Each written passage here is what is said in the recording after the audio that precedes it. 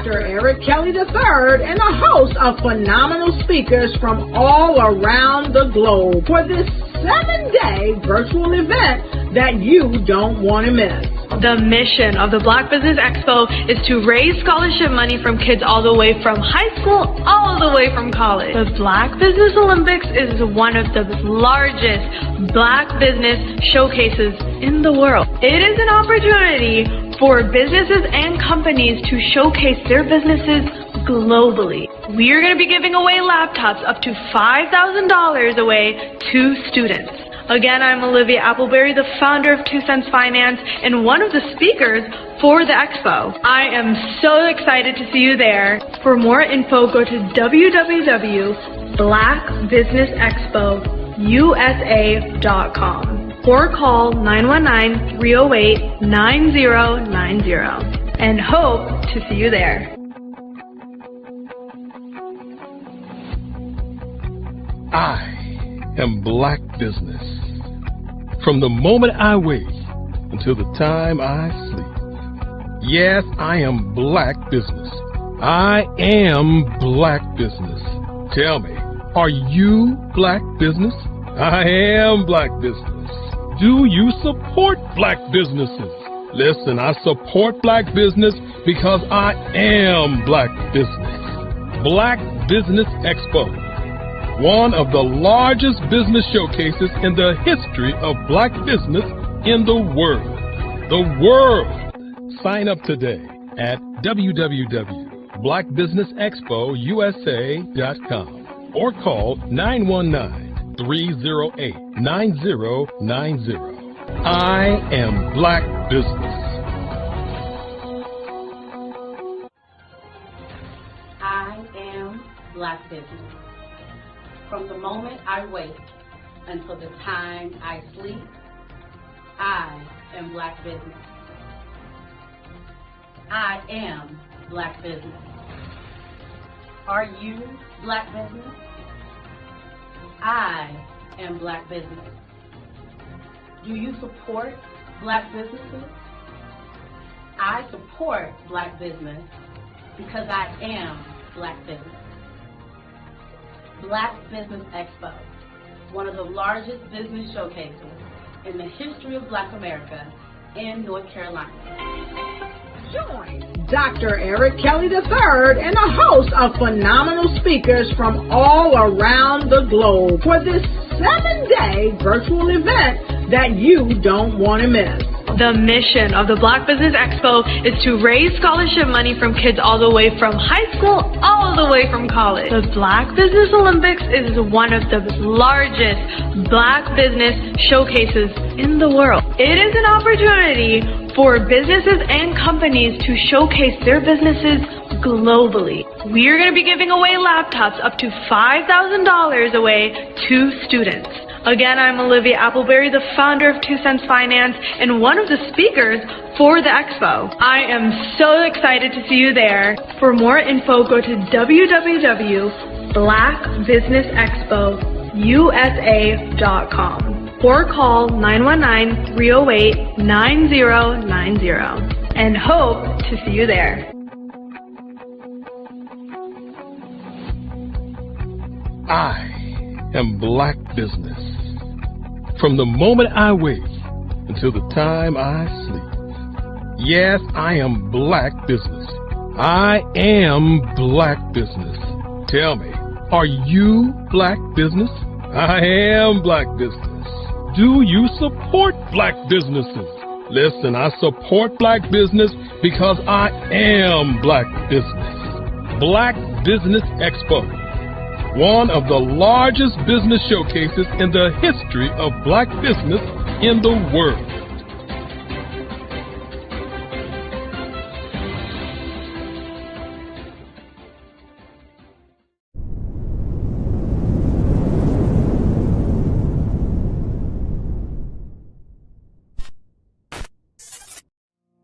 Did you know that approximately 333.34 million businesses exist today, according to a report from 2021. And you may be one of those businesses, or maybe you're not in the business market yet, but you're aspiring to be a business owner. Well, guess what? You're in the right place at the right time. Because let's face it, everything is about timing and opportunity. Hi, my name is Dr. Lotus Richey, and I'm the CEO and founder of the Lotus Richey Coaching and Consulting LLC, along with the Lotus Richey Ignite Show. 15 minutes of success with Dr. Lotus Richey, as well as books to boom your business and bring who you are. And today, I want to bring this amazing message to you about the Black Business Network and the Black Business Olympics.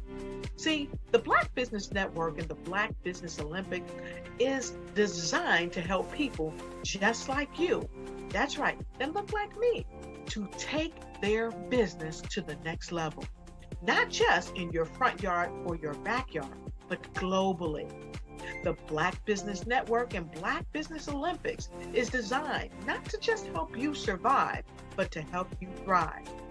So join us today as we come together with businesses all around the world to support our students, our children, our young teens, our young entrepreneurs. What we do is we come together to help raise funds for students who are aspiring to be business entrepreneurs, who are aspiring and who are thriving in college. We endow them with a wonderful opportunity to gain scholarship of either a laptop or several thousands of dollars. And we invite you to help be a contributor to this amazing opportunity to help someone that looks just like you. So join us today at our website and let us connect with you and help you ignite and take flight in every area of your life on the Black Business Network and the Black Business Olympics. I'll see you on the other side.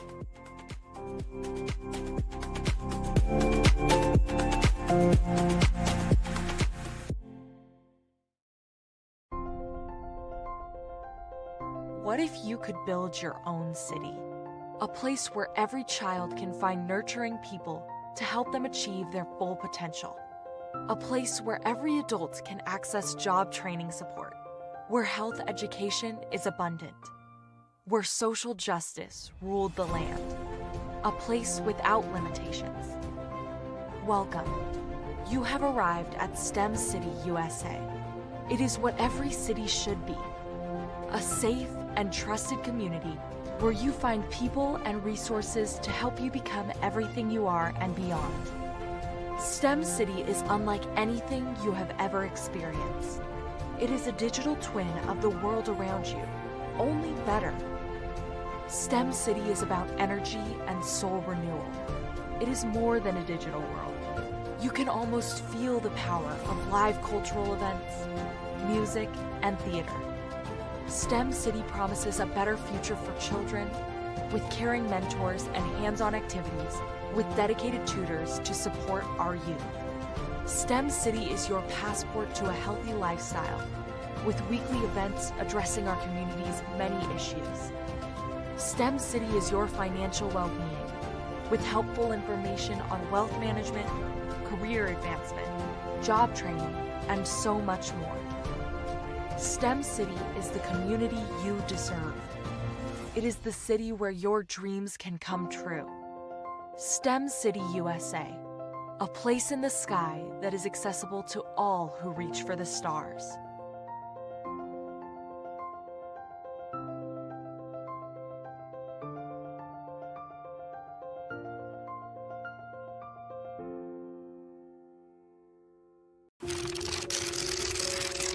Bravery is not the absence of fear, but the ability to overcome it. We stand for those who defy suppression, who speak out, and those who walk the road less traveled. Everyone deserves to be seen and their voices to be heard. We're sparking a movement, growing a community of creators united by the desire for freedom, choice, equity, and ownership.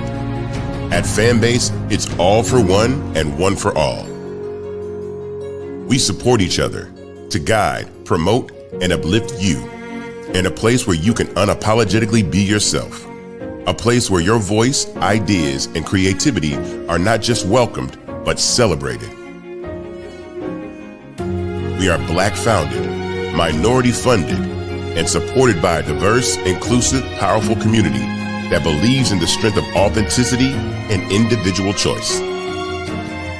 Regardless of success or background, we welcome you, the marginalized, the underappreciated, the successful, the superstar.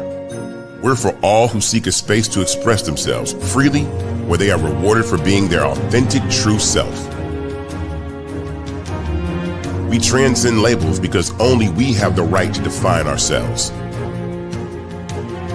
We are built for the brave, the culture, the creators, and for the future where everyone has a power to shape their own destiny, where all are empowered, voices are amplified, and freedom is embraced. For the first time, you have a chance to own the platform you helped make popular. It's a revolution, a movement in how we connect, create, and share. Everyone is a creator, and everyone has a fan base. Here, you can be you without limits.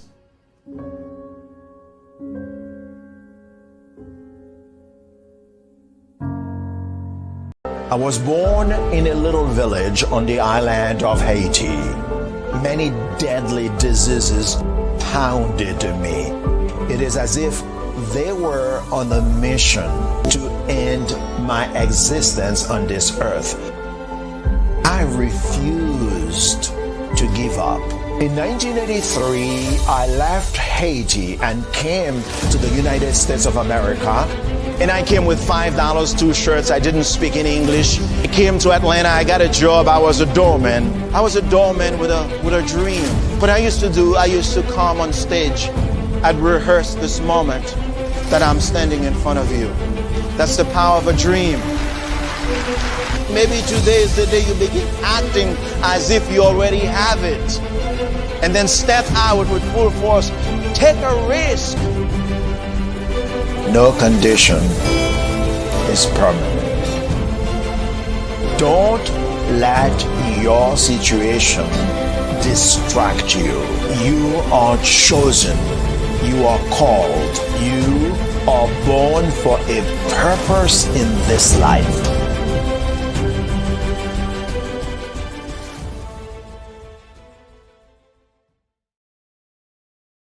Are you a forward-thinking entrepreneur or business owner?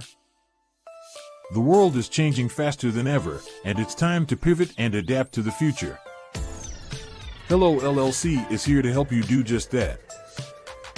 Hello stands for helping enterprises leverage leading-edge optimizations. Our innovative solutions can streamline operations, reduce overhead costs, and give you a competitive edge in a market projected to reach $5 trillion by 2030. By pivoting to the metaverse, businesses can tap into a rapidly growing market that is projected to be a significant part of daily life for 25% of Americans by 2026. As a full digital metaverse agency, the Hello LLC can help you create custom solutions to streamline operations, increase productivity, reduce costs, and drive brand recognition. Why should you pivot to the metaverse with the Hello LLC? By leveraging cutting-edge technology, you can provide immersive experiences for your customers, expand your global reach, and unlock new revenue streams. Contact us today to make the pivot.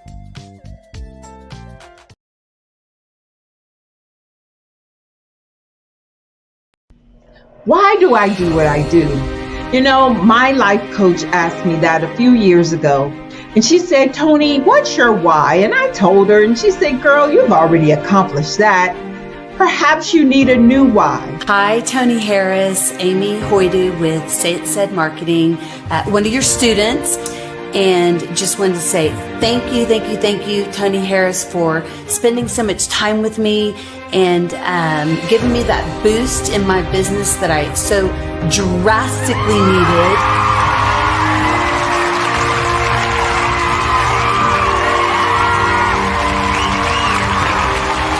why is to touch, move, and inspire my clients to take drastic steps to be better than they were before they met me. I'm a resource. I'm a connector. I want to help people build deeper relationships that are beneficial to their life and business. That's what I do best. So, first thing you got to do is show up. And speaking is a way to magnetically attract your ideal client to you. How many of you use social media that way? Absolutely. And this is how you look to the world. Drastic steps are the steps that are needed to be successful. And my business is drastic denotes a mindset. Getting out of your comfort zone. Doing something that you don't necessarily feel comfortable doing, want to do, but you know it's a necessary step to be successful in your business. I get the most satisfaction when I see my connections flourishing into relationships long after I am gone. Hi, my name is Jasmine Augustine with Media Jasmine, and I've joined several networking and referral groups in the area. And Network in Action Northeast Houston with Tony Harris Taylor is one of the best organizations that I've joined. I love that piece of what I do, and it is what fuels my fire.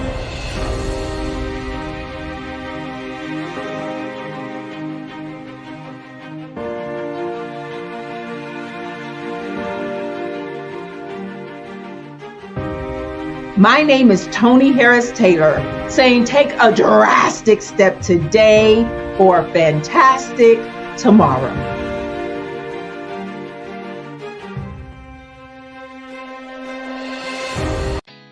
Did you know women represent just 3% of Fortune 500 CEOs and less than 15% of corporate executives at top companies worldwide? Have you wondered what the secrets are to getting into the top ranks, whether in the private or public sector? Do you want to figure out how to stop being held back in your career or passed over for promotion? Then you're in the right place. Hi, I'm Dr. Madeline Ann Lewis, President and CEO of the Executive Women's Success Institute. I have decades of experience in the military, the federal government, and corporate America, and my mission is to help women succeed and tap into their full potential.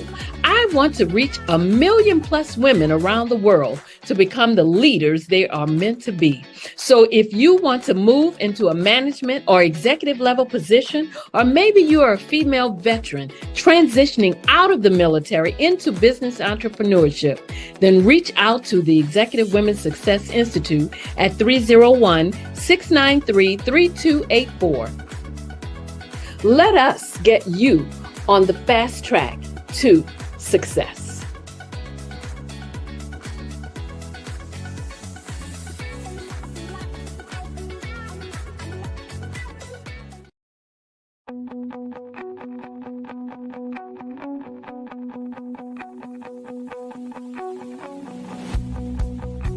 I am Black Business.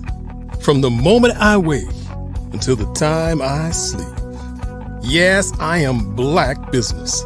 I am Black Business. Tell me, are you Black Business? I am Black Business. Do you support Black businesses? Listen, I support Black business because I am Black Business. Black Business Expo, one of the largest business showcases in the history of Black business in the world. The world! Sign up today at www.blackbusinessexpousa.com or call 919-308-9090. I am Black Business.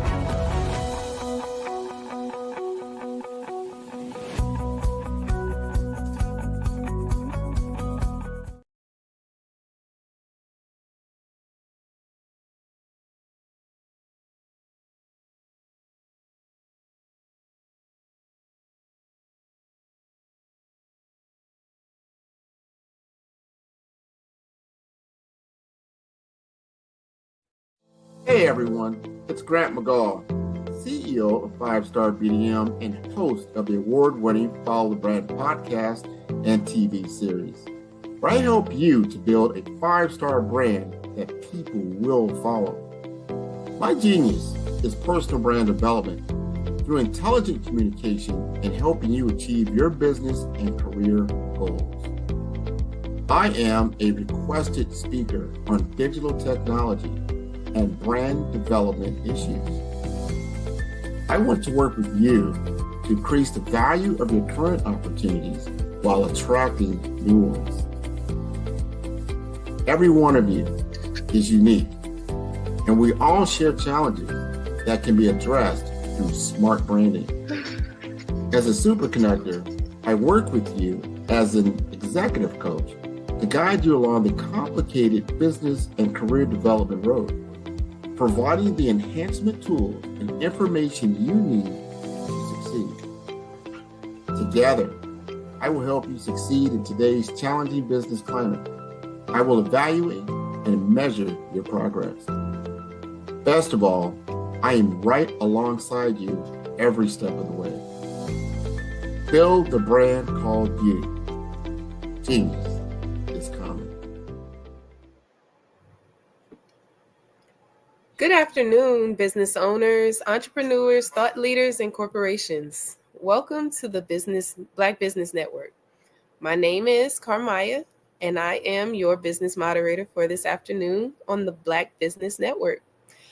The Black Business Network is a 24-hour business network showcasing Black business, Black owners, entrepreneurs, and thought leaders worldwide. We have speakers from North Carolina, London, Singapore, Africa, Japan, and cities from all over the United States. The Black Business Network is a global community sharing its business knowledge to empower, inspire, and educate businesses about business. Today, we are delighted to introduce you to Miss Gail Brown.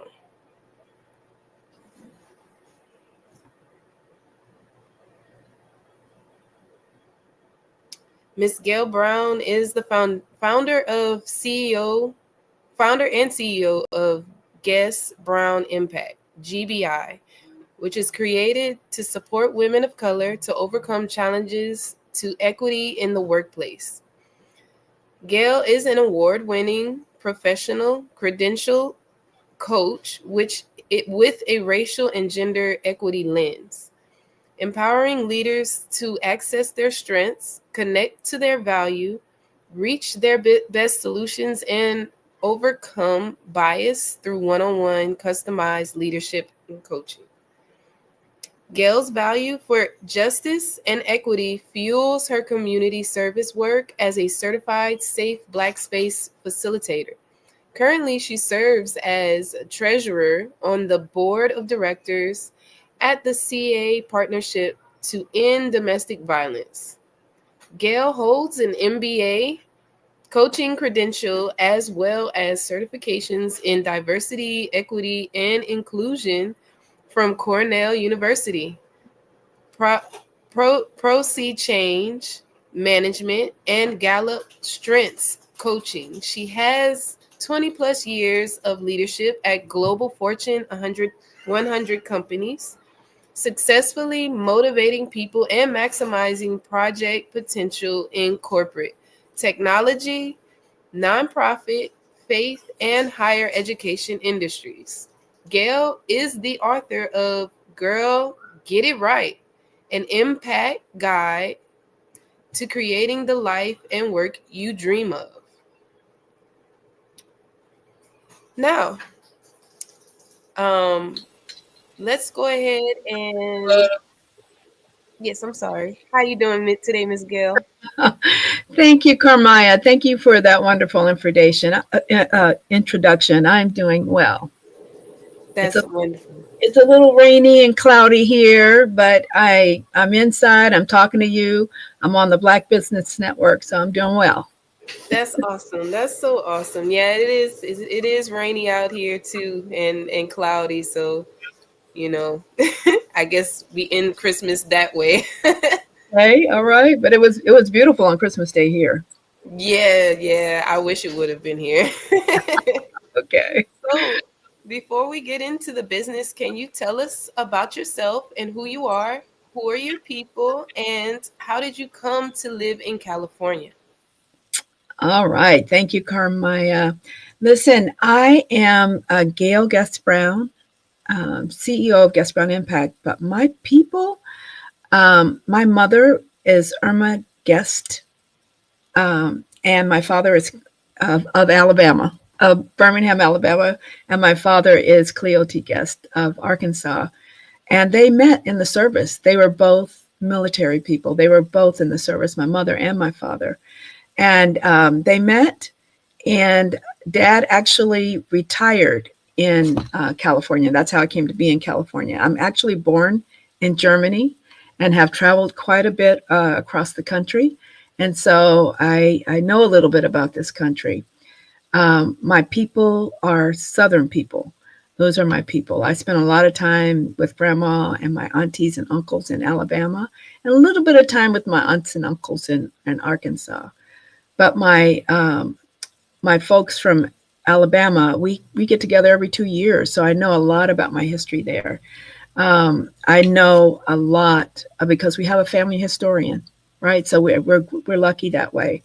And so every 2 years we'd get together and have a reunion, right? And I learned that my great grandfather, his name was Julius, and he married Melissa. But he was 18 years old when the Emancipation Proclamation was signed, and he and his brothers changed their name from their slave name of Jackson. Slave name of Neil, and they changed it to Jackson, and they moved off the plantation, and they made a way for themselves. My great grandfather managed to acquire 135 acres just outside of Montgomery, Alabama, and Sprague, Alabama, where they grew everything from cotton to pigs to fruit, vegetables, and they had 17 kids, and they worked the land, of course. But on that land was the community church and the community school. And so those values for enterprise, for business, for faith, and for community go back 200 years in my family. And I can see it all through my family line, right? So when I got ready to hang out my shingle as a business owner, I've worked in corporate America, tech, all across nonprofit for over 20 years, right? But when I got a chance to hang out my shingle and go open my own business, I pulled on that heritage and on that strength of that heritage because it is a little scary. But I said, Gail, if they could do it back then with all that they were dealing with, how much more should you be able to be successful these days with all of the all the privileges I've had, education privilege and opportunities, right? So that's kind of gave me the strength to open my own business. I hope that tells you a little bit about who I am as a person. Yes, that's actually very beautiful. Like, I can definitely resonate with that.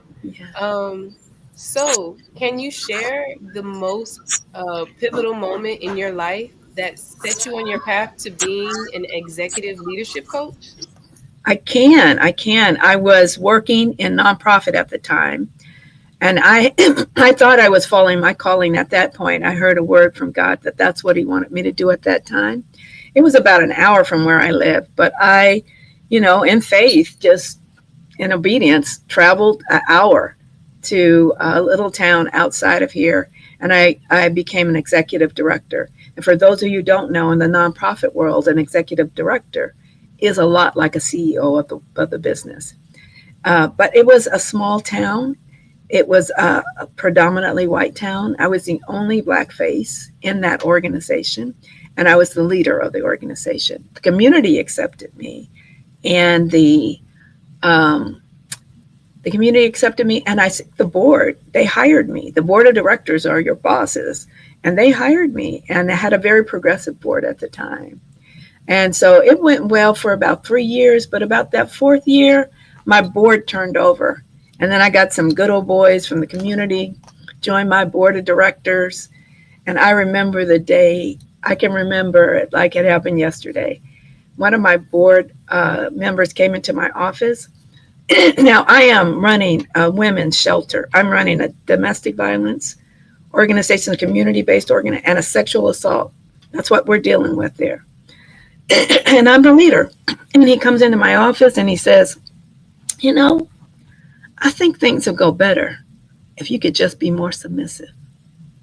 And I literally, it gave me pause. I literally froze. Because the word submissive in a business setting, first of all, it's a concept. It's a concept that's been around a long time. But I don't consider myself a very submissive woman, other than unto God and my husband, right? That's where I'm submissive. But in a business concept, I have to go after it, right? I'm not submissive. And so, but I knew in that moment that I wasn't going to be there much longer, right? I was already not getting paid a whole bunch of money to do this. I was being obedient to God in that moment. And I prayed. I'm like, God, you have got to get me out of here. You have got to give me a new mission. And I prayed and I prayed. And you know, every message I got said, stay right there. So this went on. I kept continuing to pray about it. This went on for about 6 months. And then finally, I heard from the Lord. I was doing my morning walk, and I was listening to Joel Osteen on my morning walk. And it was a message about, you know, God taking you to a higher level of calling, right? And so this is when I thought, okay, thank you. This is a message. In that moment, on the way back home, my girlfriend called, and she told me about this opportunity at another nonprofit. Now, I didn't get that job, but all things would go after that in terms of leaving that place. And I had a coach. I had an executive leadership coach one day. We're talking about possibilities. And she said, Gail, you've got, you know, over 20 years of experience in corporate America in leadership, right? You could do leadership coaching. You could do what I do. And I said, well, tell me more about that. What do you mean leadership coaching? And so she sent me some information. She sent me a school that was credentialing leadership coaches with a scholarship, a small scholarship. It was only like, I don't know, I guess it was $2,000 discount. I'll take it. And so, right. And that began my leadership journey to coaching. And literally that was my very first coach I'd ever had. Coaching is a field that a lot of us don't think about in terms of guidance, but leadership coaching has taken off in this country. It used to be that leadership coaches were given to senior level managers as a perk of leadership. And when they got a raise or a promotion, they would get a leadership coach to help them navigate that change. And so it was a well-kept secret for a while. But then it was so effective, leadership coaching is, that it started moving down in the organization. So now not just senior leaders, but now to middle-level leaders. These days, it's become so effective that organizations are teaching their managers coaching skills and coaching practices to help their people grow. And so you hear things like it's a coaching culture, right? That this organization has a coaching culture. And that's what that means. And so it's really taken off, and it's really, it really can be a game changer to individuals, you know, when they have a leadership coach. I know for me, my success rate for leadership coaching is 100%. We've never not gotten to the goal. First of all, I'm coaching fabulous women anyway, but they're fabulous. They have a lot going for them, but for whatever purpose, for whatever reason, they're not accessing, all of the lived experience in that moment. When you're in something, it's hard to see it. And that's why it can be great to have a coach that's outside of you that can see things you're not missing. And, coaching is about co-creating together the next solution, the best solution for your life, because nobody knows your life like you do. And so I don't do life coaching, but I do leadership coaching, which means I'm coaching women who are in leadership roles that are inside of organizations traditionally, not necessarily. And that's my target market, right? Women. I really just opened my practice to coach women. But as I did my research, all the research about women in the corporate world or our nonprofit world showed that women of color, Black women in particular, were at the very low end of the equity equation in every way.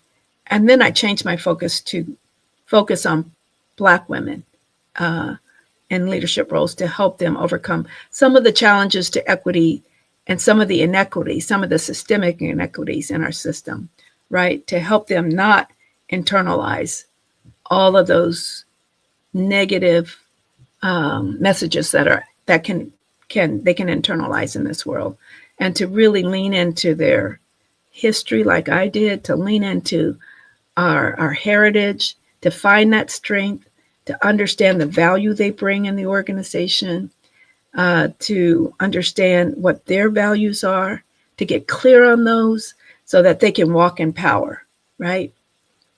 And so that was a pivotal moment for me, and that's how it all started. And I've been in business now for 8 years. Yeah. Wow, that was beautiful. That's so beautiful. I love hearing those types of testimonies, and and just to know how well you're doing now compared to like dealing with that situation. Like, yes. I know that definitely is a trigger word for a lot of What are we talking about right now? What do you mean? I was so grateful that I was so stomped. I didn't say anything to him, right? Right. Because anything that would have come out of my mouth might not have been so good. So I was like, okay, thank you for coming in and talking to me. But I knew, I'm like, So from that situation, what do you feel that is one main thing that you learned from that situation that helped you to grow? That helped me to grow? Well, I think that situation, everything in my life, everything negative that happens to me, I am like the person who repurposed that to help the next person, right? I don't want people to have to go through that in their lives. That's why I focus on Black women. But the lesson I learned from that is that those systemic, because I live in California, and so in California we can kind of, it's not so blatant, it's not so in your face, so we can kind of be in la la land when it comes to these issues being systemic, right? And I really believe that's why the Lord took me up there to that small town, so I could get a taste of it myself, right? Because you can be kind of thinking, oh, it doesn't really affect us here in California. Oh no, we're really progressive, and we have progressive legislators and progressive laws, but people are people everywhere, right? So I had to get a taste of that to really understand it and know that is real, that those systems are real in our world, and I can help people overcome them, right? And not to internalize them. Like when he said that to me, I knew there was nothing wrong with the way I was acting. I knew I didn't need to be submissive in the workplace. I'm like, you are crazy, right? You are crazy if you think the CEO of a nonprofit entity is supposed to be submissive to you or your board or anything else, right? If anything, we're colleagues, we're working together in this. I'm not supposed to be submissive, right? So, but you can get these messages so often in corporate America that you can internalize them and get beat up by them and think you're not enough and think that you don't have what it takes. There are so many inequities. There's pay inequities that's still rampant today, right? And you what I found out in working with our people, our sisters, is I know we're some hardworking sisters, right? We are the core of our families. We're the heart of our families. And yet, and we vote, we vote, 90% of us vote in every election. We're doing all the things, right? We're voting, we are taking care of our families. In California, 60% of women are head of household. And they're the only check coming into that household. So they're working, they're doing all the things. And then to have to face these kind of inequities and these systemic inequities in our system, it's just not fair. And that's one of my values. It's one of my core values. You know, we all have about 4 or 5 core values that have been with us throughout our life. And fairness is one of mine. Justice is one of mine. So it just bothers me that all of this inequity exists, that despite our hard work and all we do and all we have to do to survive, that we have to also put up with these inequities. So I'm really ardent about helping our sisters prevail in face of all of this. Yes, and it's definitely needed, and I do thank you and I appreciate you for the time and the energy that you put into helping, for sure. So the next question I have for you is, how do you describe your business and your target market? Awesome. So my business is started out as a coaching firm, but it has developed into a leadership coaching and consultancy firm, right? Where in my target market, where I work with women of color to overcome challenges to equity, but I also work with businesses to overcome challenges to their inequities and also to make those beautiful statements they have about, you know, inclusion and belonging, to make them really real, right? And so I work with business to overcome challenges as well. So we're about all things leadership and about all things equity, right? So unlike the field, I've not taken equity out. Equity is important. Equity is about fairness. We're not going to feel like we belong and we're included if things aren't fair. So it's important, right?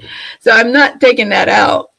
And there are businesses, despite all the hubbub, there are businesses that are still pushing toward equitable and inclusive and spaces where everybody feels like they belong, because it's good for business, right? It is good for business. So this is how you would describe it. My target market is Black women. I work, I would say 90% of the time, 99% of the time with Black women. Doesn't mean I don't serve other women. I've had Latino women, I've had Asian women, I've even had a white male. I was so surprised when he came to me and he said, "I want to work with you." I'm like, "Okay. Did you go to my website? Please go to my website, because that's all you see out there is Black women, what I serve." He came back. He said, "Oh yeah, I want to work with you." I said, "Can I ask how you got to know me?" He said, "My wife said that I should work with you." And we set up what we call is a discovery call, which is that first call that's free. We set up a discovery call and I talked with him and we clicked. So he said, "Yeah, I want you to be my coach." And so I work with him. And it's a good coaching relationship when he referred his son to me. So his son is now going to work with me this year. Wow. Yeah, because it's not like white men don't have challenges. They do have challenges too. And coaching is about working with the individual anyway. So that might be my target, but I'm always going to work with that individual, help to understand them, know their values, help them to achieve what's next for them and co-create that best solution. That's awesome. Thank you. Thank you so much for that. So what is your vision that you hold for your business? So my vision for my business my vision for my business is to that esteemed women would stand in their power, speak their truths, and command their world. That's what I want for my business, right? And so that's what Guest Brown Impact desires to do. And And that's what I hope for my business. So repeat that for me again, because that was powerful. Esteemed women standing in their truth, and esteemed women speaking their truth, standing in their power, and commanding their world. That is awesome. I need to write that down.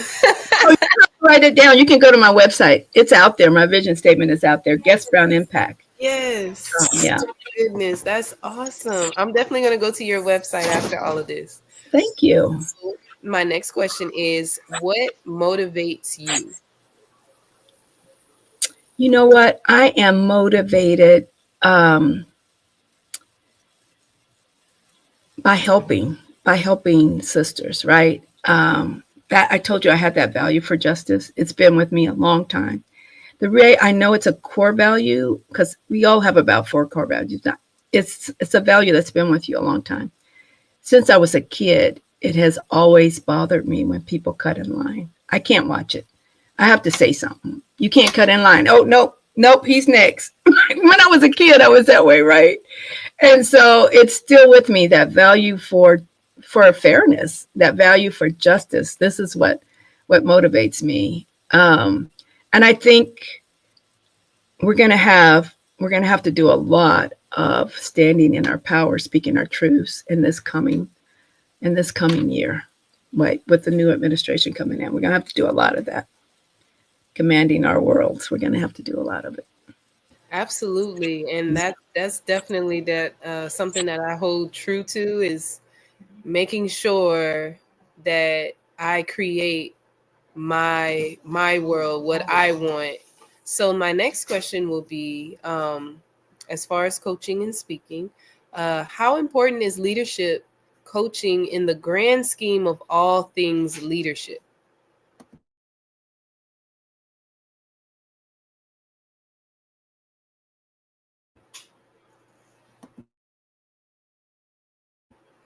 I'm sorry. I guess back to what she was saying about the commanding our world that we want to create, and we want to create the world that we really want to see, the one that we really want to be in. So it's extremely important to make sure that we're not focusing so much on what we don't want, but we focus on the things that we do want to happen and carry that on into our everyday lives and every single moment.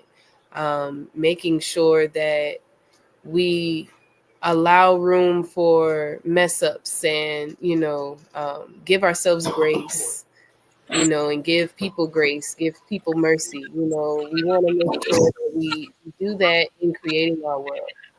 So, my next question that I have for you is, how important is leadership coaching in the grand scheme of all things leadership? You know what? We talked about this a little bit earlier, how effective leadership coaching has become in the grand scheme of things. Mm-hmm.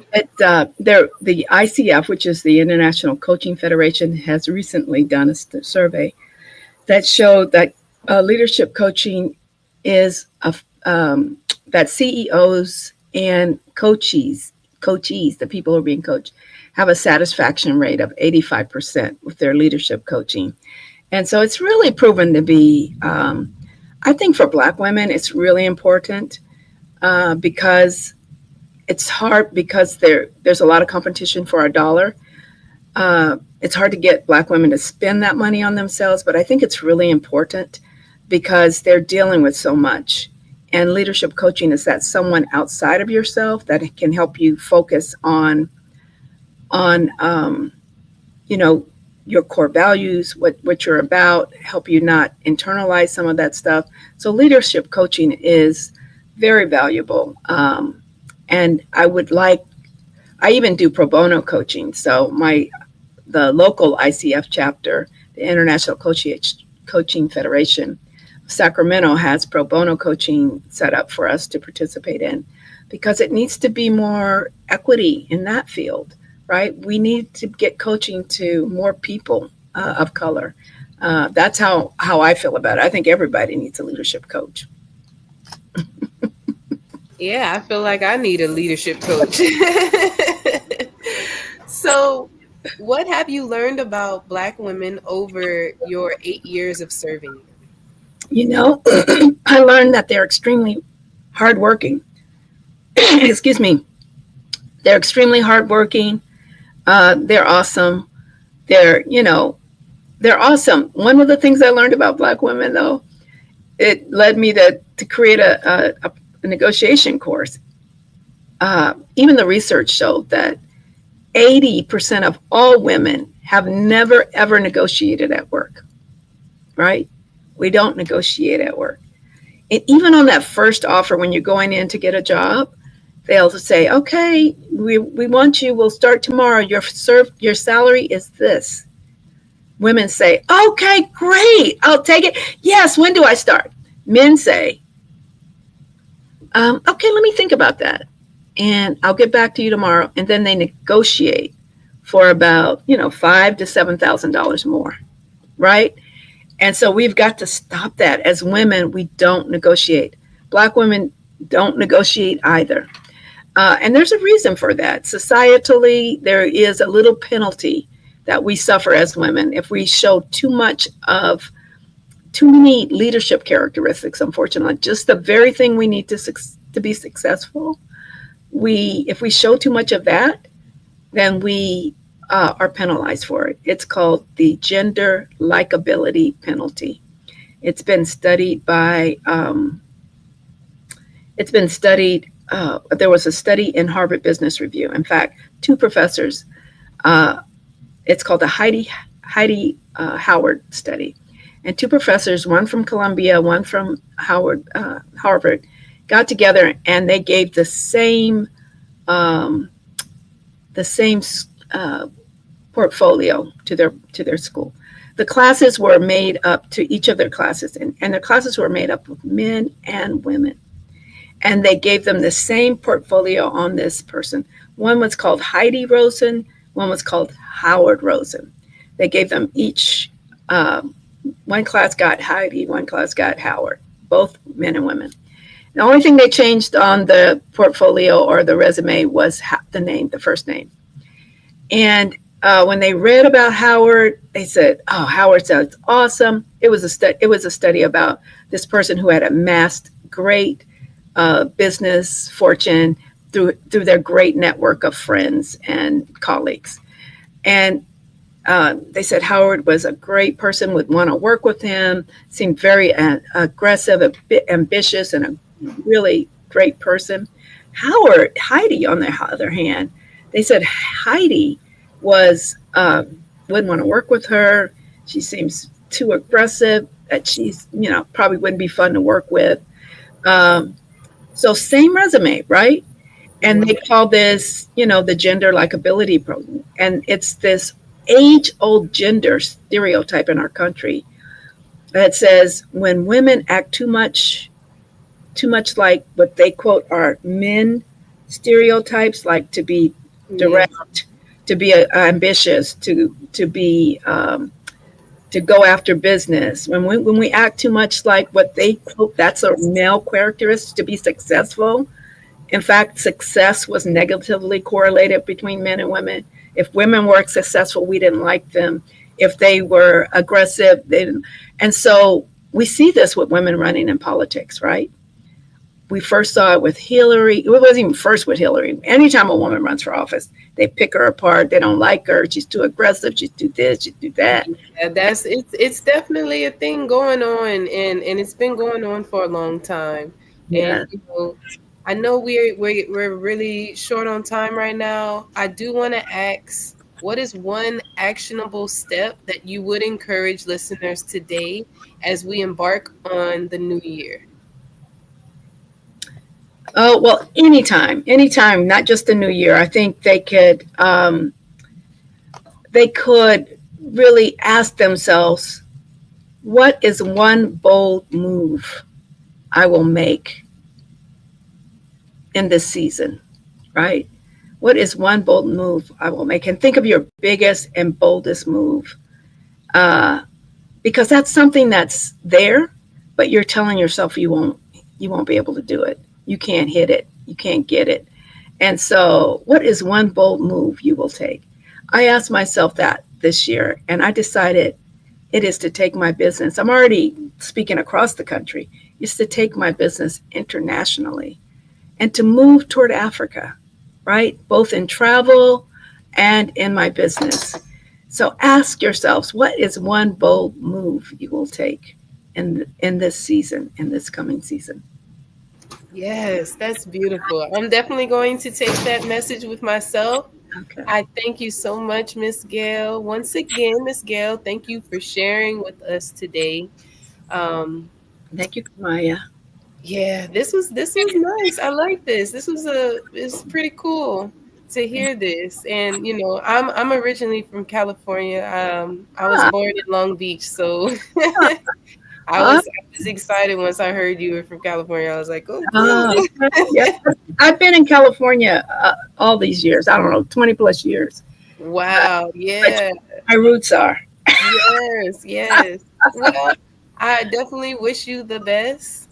Remember, every dollar counts. So we want to remind you to donate to the scholarship fund. We want to thank our Black Business Expo US sponsor for May 2024, NC 100, Moody Capital Partners, Suede Soul, Lotus Reach Coaching and Training, Carolina, Virginia, Minority Supplier Development Council, Step Management, Barbara H. Smith, LLC, Margie McLean, Foundation Incorporated, Genius is Common, Earth Essentials, Malaine Shaney Global, Executive Women Success Institute, The Quality Coaching Company, Superwoman Business Services, Creative Force Studios, Lee Entertainment, Artistic App Design, Banks Law Firm, and Black Business Expo USA.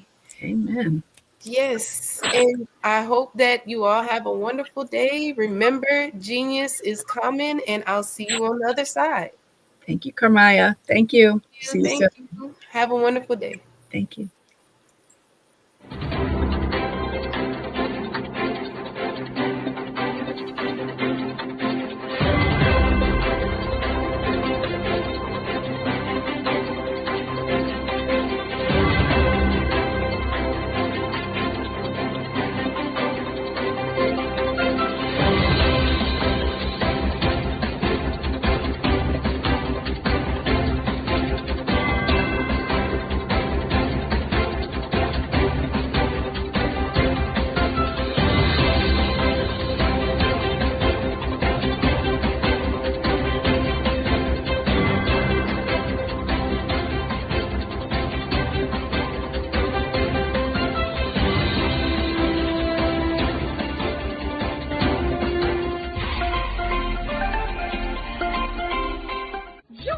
Dr. Eric Kelly III and a host of phenomenal speakers from all around the globe for this 7-day virtual event that you don't want to miss.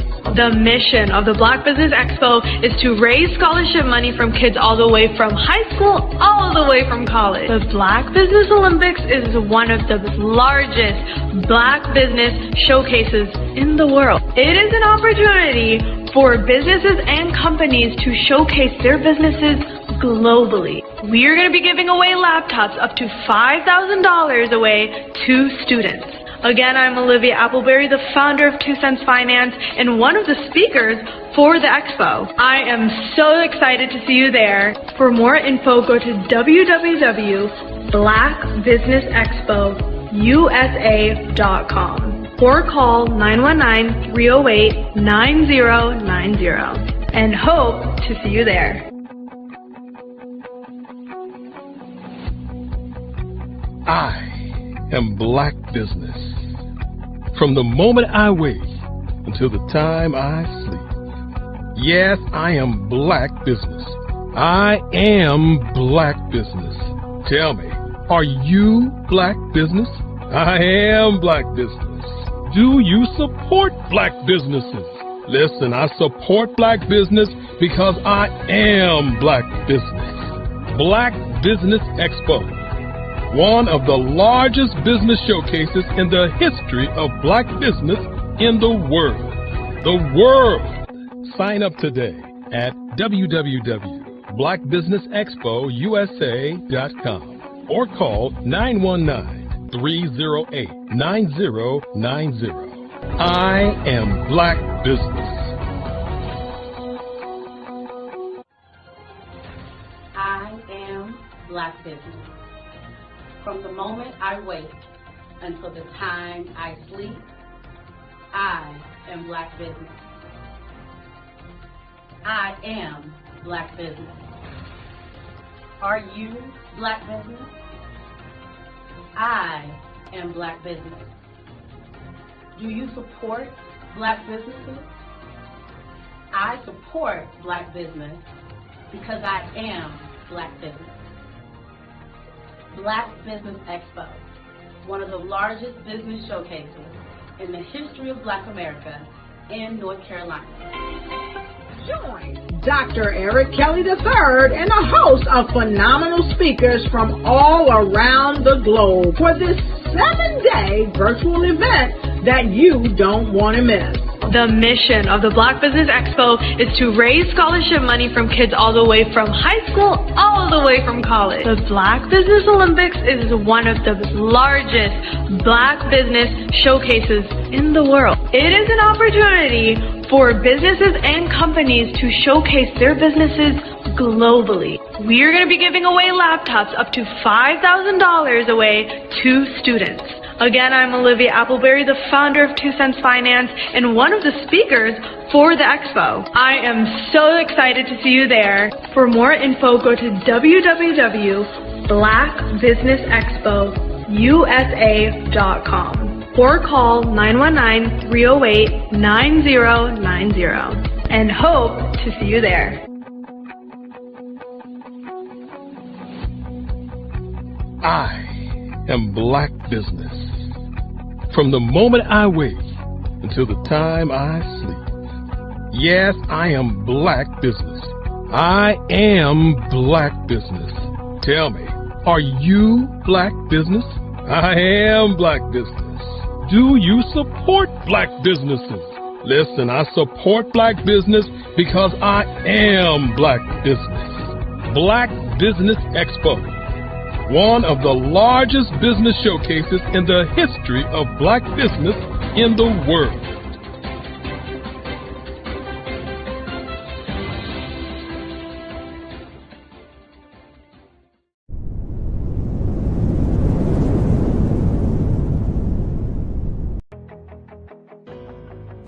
I am Black Business. From the moment I wake until the time I sleep, I am Black Business. I am Black Business. Are you Black Business? I am Black Business. Do you support Black businesses? I support Black business because I am Black Business. Black Business Expo, one of the largest business showcases in the history of black business in the world.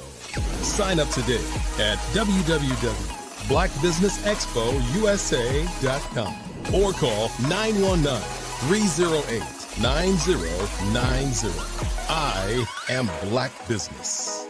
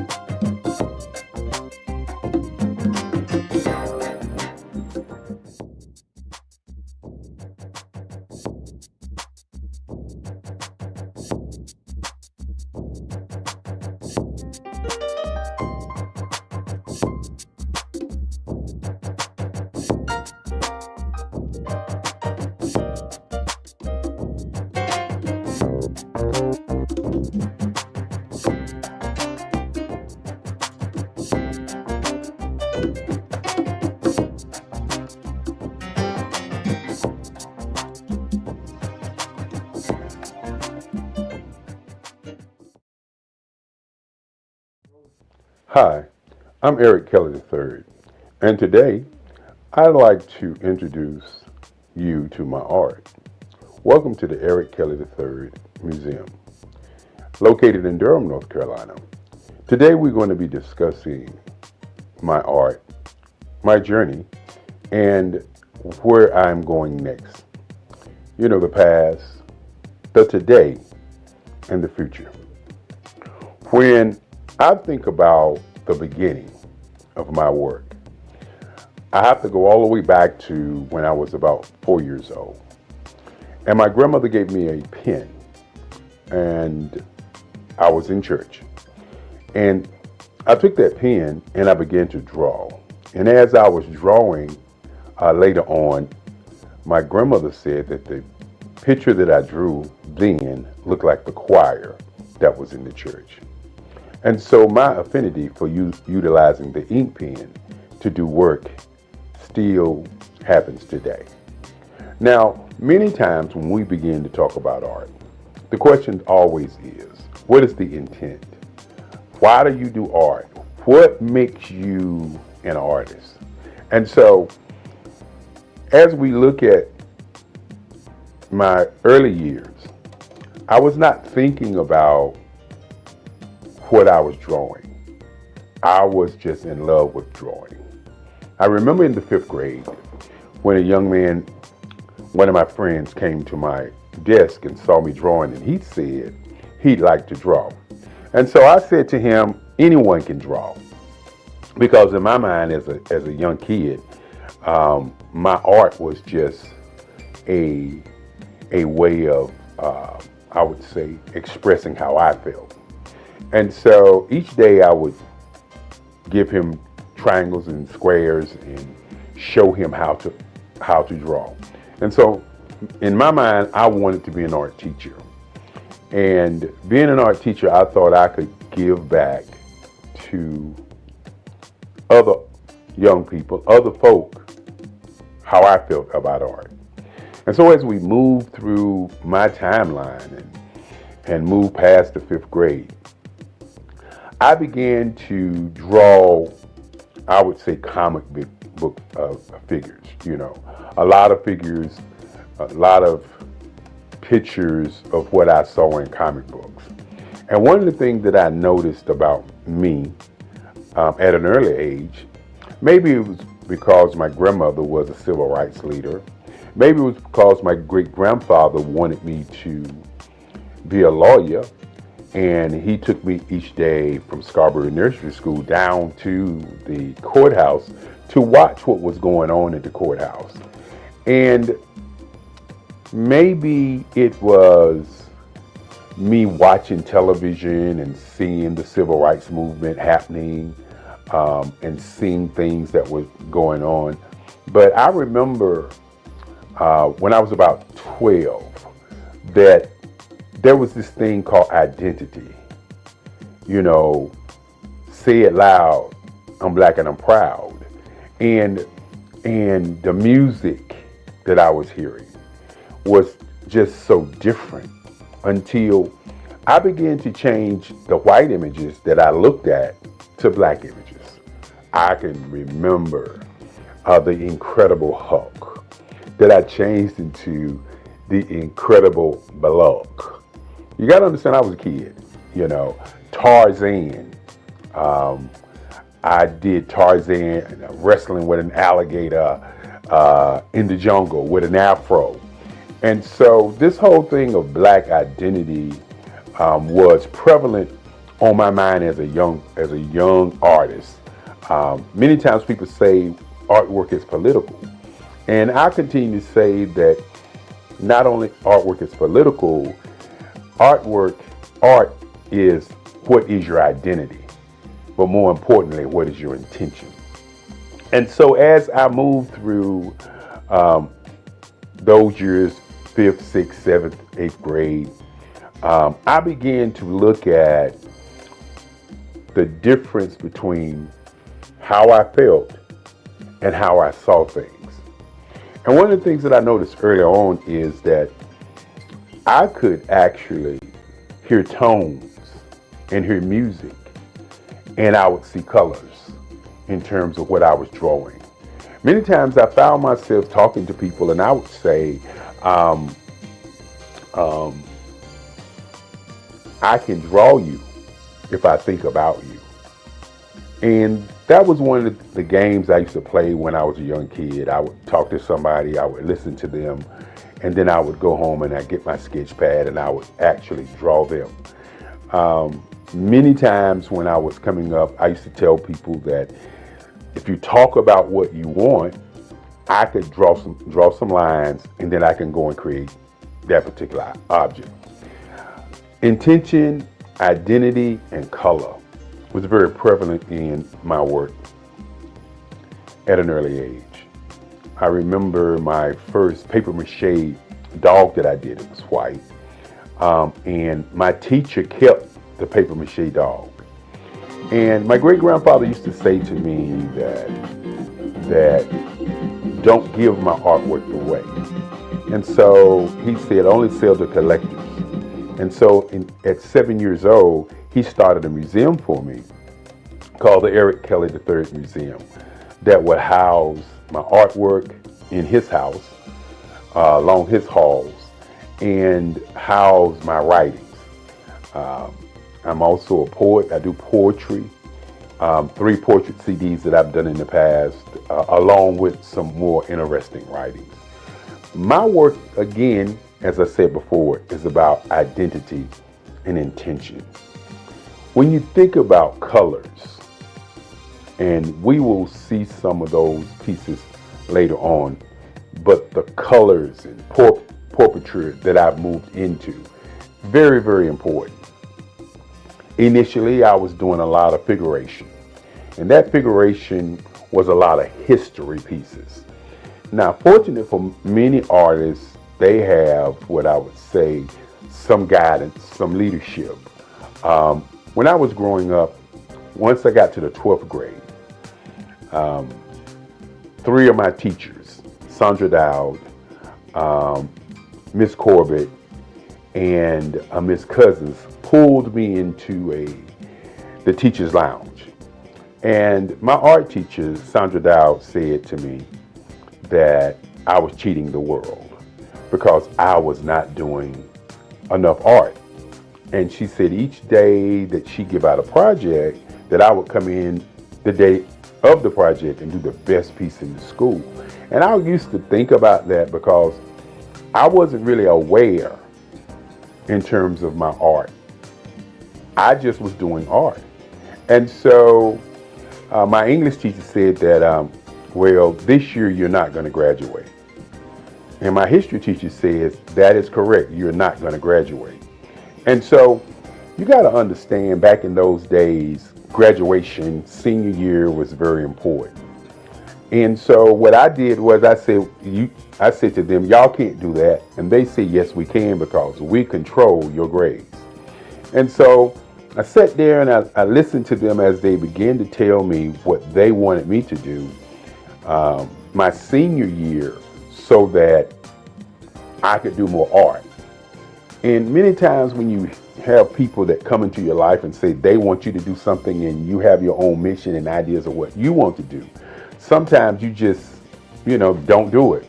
But in those days, I was the guy who was very popular in high school. So I thought to myself, this is only a challenge. And so each morning, I would draw for my English class, the Macbeth, the Odyssey.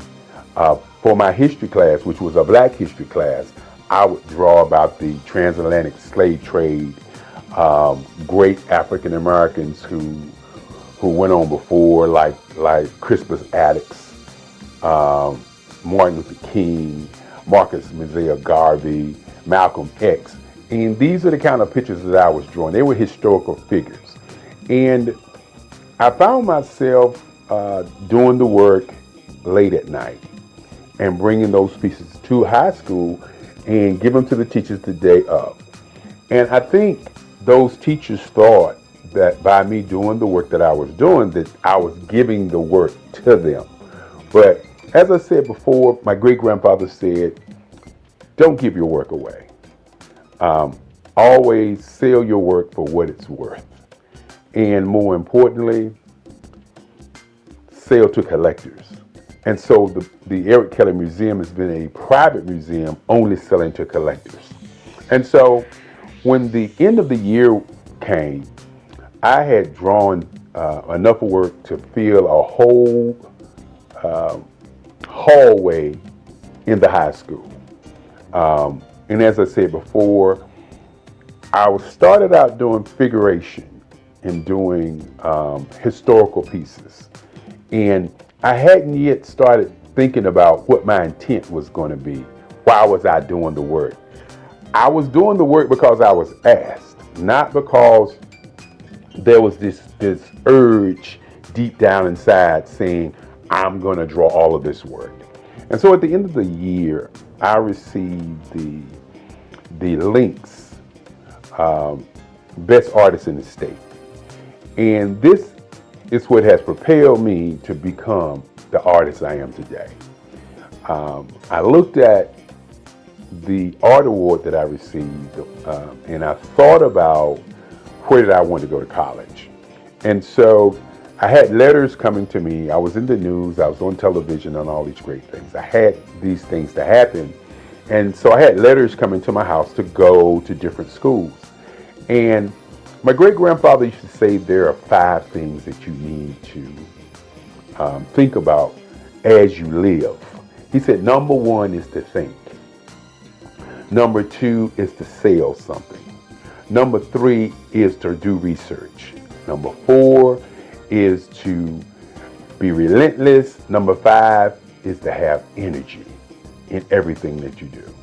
And so I started on my quest for understanding that art was going to be what I wanted to do.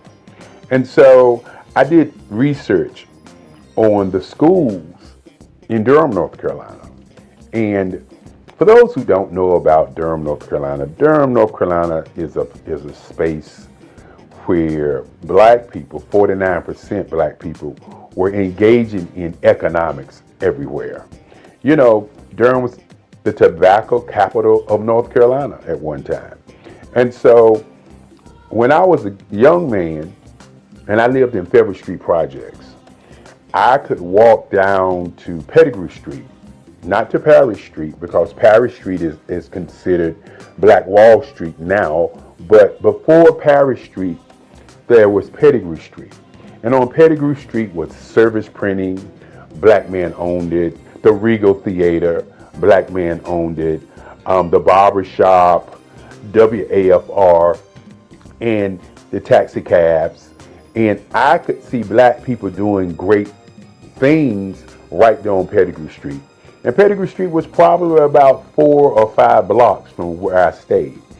I remember going to the Regal Theater, seeing Hercules and all these movies as a young man. But the thing that really impressed me about Pettigrew Street was I saw black people doing black things. And so as I did my research to see where I was going to go to school, I discovered that North Carolina Central University was one of the top schools with black professors. And one of the things that I wanted to do, you know, as a young person is I wanted to go to a school where I could study in the class, and then I also could go to the library and pick their books up and read more about what they were talking about, so I would be immersed into the art. And so at that time, North Carolina Central University did not have an art scholarship program. And so remember what I said earlier about my great-grandfather. He said, think and then sell. And do research. And so in doing my research and thinking, I said to myself, I want to take my portfolio down and ask them to come to that school for art. Now, many people don't know, and I didn't know at the time, that Ernie Barnes, who is one of the greatest artists who ever come out of Durham, North Carolina, didn't know that Ernie Barnes had gone to North Carolina Central University. That was not, in my mind, something that I knew. I was an artist who was influenced by the people that I knew, not the books that I read, but the people that I actually knew. And so I took my portfolio down to Atlanta Henderson at North Carolina Central University.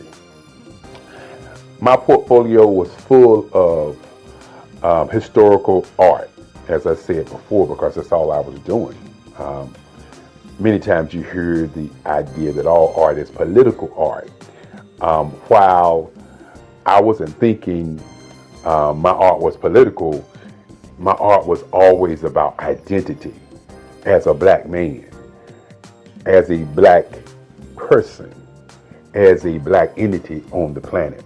And so I left my portfolio with Dr. Henderson, and a week passed, and they sent me a letter offering me an art scholarship at North Carolina Central University. This was probably one of the greatest days of my life. As my grandmother at the time said to me, she said, well, since you're going to school for free, I'm going to give you the family car. And you know, when you're thinking about your life and how things transpire to get you where you're going, these are the kinds of things that move you to believe in yourself. My grandmother used to say, you can do anything that you want to do. Just stand up for yourself and do it. And so, with that being said, my grandmother gave me the family car, and off to North Carolina Central University I was. And, you know, one of the first heartaches that I would say that I had at North Carolina Central University was the whole I'm on art scholarship. And why I say it was a heartache is because the other students that was in school in those days, they knew I was on art scholarship. I didn't know they knew I was on art scholarship. So when classes began and I was asking the other students about painting, because in high school I had done 3 paintings, hadn't done a lot of painting. As a matter of fact, I was self-taught for my painting. My art teacher, Sandra Dowd, said to me, and I will never forget it, she said, you're an artist. I don't have to tell you what to do. Just take the paint and put it on the canvas and you will figure it out. And that was my first foray into painting. And I did pretty good. I created an abstract, I created a couple other paintings, and I was doing pastels at the time. And pastels was my first love after pencil and ink pen. And so what I did was I utilized my pastel skills as a way of painting. So when you actually see some of my painting, it looks like pastels, because that's how I mix, that's how I match my colors, that's how I draw, that's how I utilize my line work on my paintings, just like pastels. And we'll get an opportunity to see some of those things as we move forward. And so as I got to college, I won't ever forget, I was asking a young lady how to paint. And she said, you got an art scholarship, you ought to know how to paint. And this was a heartbreaker for me, because I came from a background of people helping people to get to where they go. And so with that in mind, in terms of how I was raised, I was never raised to say to people, I can't help you. I'm not going to help you. You got something, so go do what you do. And so this was a daunting task for me because I was looking at seniors doing artwork. And I was expected at that moment to be able to do work just as well as the seniors were able to do the work, because in their minds, I had an art scholarship, and that art scholarship meant that I had some magical powers, some great art in me that they didn't have. And so I was very, very depressed on that day. I remember it like it was yesterday, because what I did was, as they laughed at me, as they looked at me with those eyes of, you know, I don't know why you got an art scholarship if you can't paint kind of feeling, I just walked out of the classroom, got into my car, and I drove home. And I sat in my house, in my grandmother's house. I sat there and I just thought, why am I going to college? Do I want to go back to college? Do I want to continue this thing called art? I wasn't sure. I just sat there and sat there and sat there. And then in the back of my mind, I could hear Sandra Dowd saying, you know, you're an artist. All you got to do is put the paint on the board and work it out. I could hear Miss Corbett saying, when I brought her the pieces of artwork, oh, this is great. I'm going to be able to talk about Macbeth today, and we're going to utilize these pieces. I could hear in the back of my mind Miss Cousin saying, when you look at Eric Kelly, he looks dumb. But when he opens his mouth, he is brilliant. He holds class from one side of the classroom while we are doing class, and he can answer all the questions about history. And I could hear these things in my mind while I was sitting there thinking, do I even want to go back? I tell people all the time that peer pressure is a major pressure on many people if they can't handle it. Fortunately for me, my great-grandfather, my grandmother, and my moms always said to me, you can do whatever you want to do. Listen to what you want to do first and follow your dream.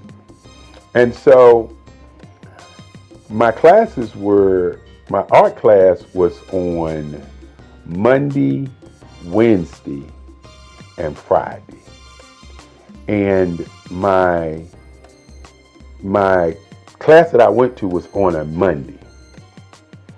On Tuesday, I didn't go to art class. Wednesday, I didn't go to art class. So on Thursday, I decided that I'm going to go over there to North Carolina Central, and I was going to paint.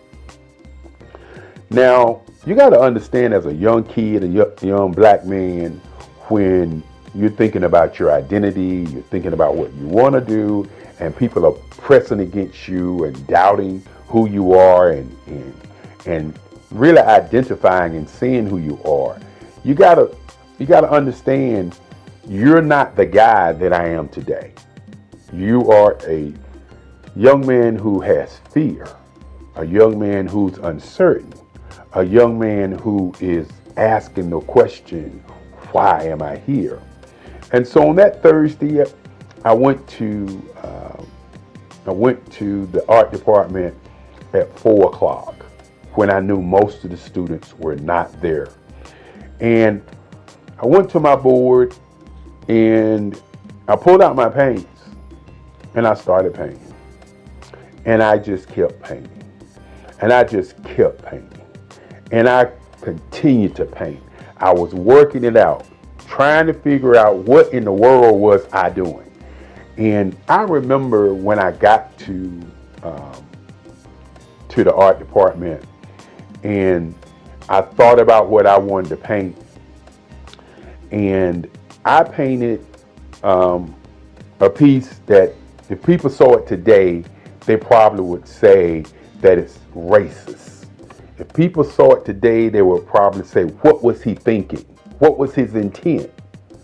But I had done a piece in history, in Black history class, of a slave being hung. And it showed a plantation owner grabbing the slave in his hair, getting ready to put the slave into a rope. The name of the picture was I Didn't Do It. And the picture was about a slave who witnessed something that happened and told other people on the plantation, and then the master decided to hang him for talking about it. And in this piece also has the Ku Klux Klan in the back, the fiery cross in the back, and all of that crazy stuff I was doing back in that day. And I began to paint that picture. And as I was painting that picture, I could see exactly how to paint. I don't know why or what, but I could actually see how to paint. And so I was there from 4 o'clock in the afternoon, and I looked up, it was 4 o'clock in the morning. I took my sheet that we had in art class, and I laid it over the piece, and I jumped in my car, and I went home. And so my class was Friday morning at 11 o'clock, 11:35. And so I got to class late that day, and somebody had pulled my sheet off of my painting, and the whole entire class was standing around my piece. You know, when you are uncertain about who you are and what you're doing sometimes, and you're looking for validation, it kind of gets in the way of how you make art. And what I mean by that is, I was not looking for validation. I was looking for how to paint. And by looking for how to paint, I created something that nobody expected to come from me, because just 2 days prior, I was asking people in class how to paint. And so this has been a part of who I've always been, is the kind of person who looks at something from a perspective, and instead of asking a question, I delve into it and make a change and make a difference. And so as the kids were standing around my piece, I walked into class, and true to form, I am never been a person who is always trying to talk about what I do. As my great grandfather used to say, great people are not people who are walking around talking about being great. They're doing great things. And so I walked in and I walked past the students, and I started to pull out my paints in my box. And one of the students says to me, and this was a moment in my life when I really realized that I didn't need validation from people in me making my art. I just needed to continue making art. One person said, "That's not yours. What are you doing?" And I turned and I looked at the student, most of us seniors, and I said, "It is mine." I said to them, I worked on it from 4 o'clock until 4 o'clock yesterday morning. And then one of the students just said, "I just can't believe it." And I just turned and began to work on my work. This has been what's happened to me in art all my life. It's never been about me looking to be a great artist. It's always been about, what is the identity? What is the intent? Why do I draw? What about this practice that I have? What about this museum that I have that makes me continue to draw and paint? And so in college, it was very, very interesting after that time as I created my first piece. And then all of a sudden, the other students start asking me questions about how I did it. And that was more important to me than anything else. Not that I did it, but being asked how. And as I said before, I utilized my artwork or utilized my painting as painting as I was doing pastels. Pastels was my first love. And once I got to college, I had to begin to think about, what my identity, what I was going to do in art. Was I going to be doing figuration?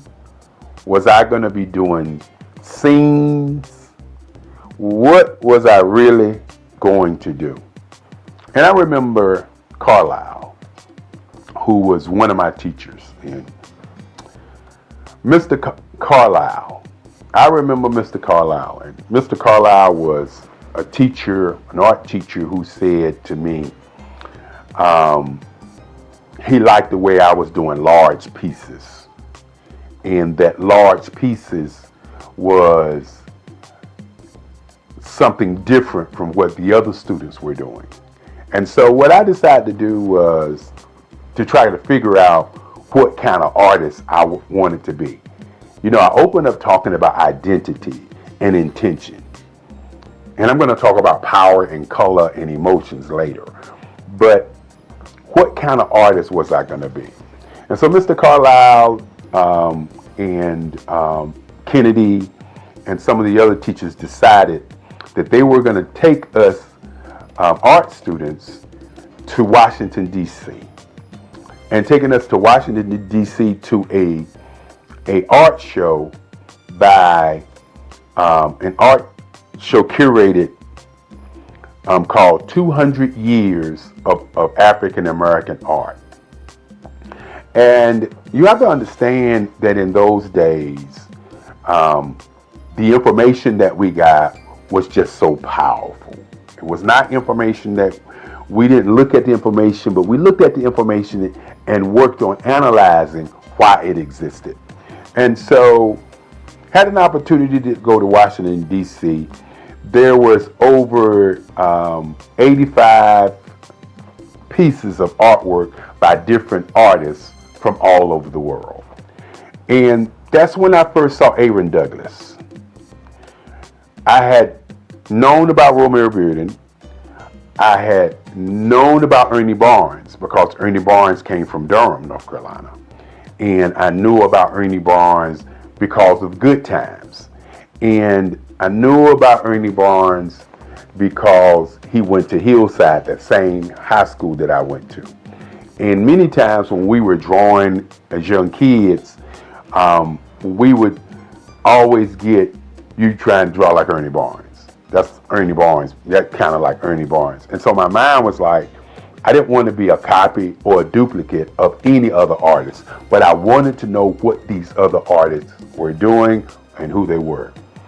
And then I ran across a man by the name of Charles White. And this is where my entire existence was shook. Because I believe that art is the expression of how one feels. And we walked into this big room. And on this room was a mural. And this mural looked like I drew it. It looked like my work. Mr. Carlisle said it. Mr. Kennedy said it. And I was looking at it and I was like, how can this be? How can this man's work be like my work? And who in the world is Charles White?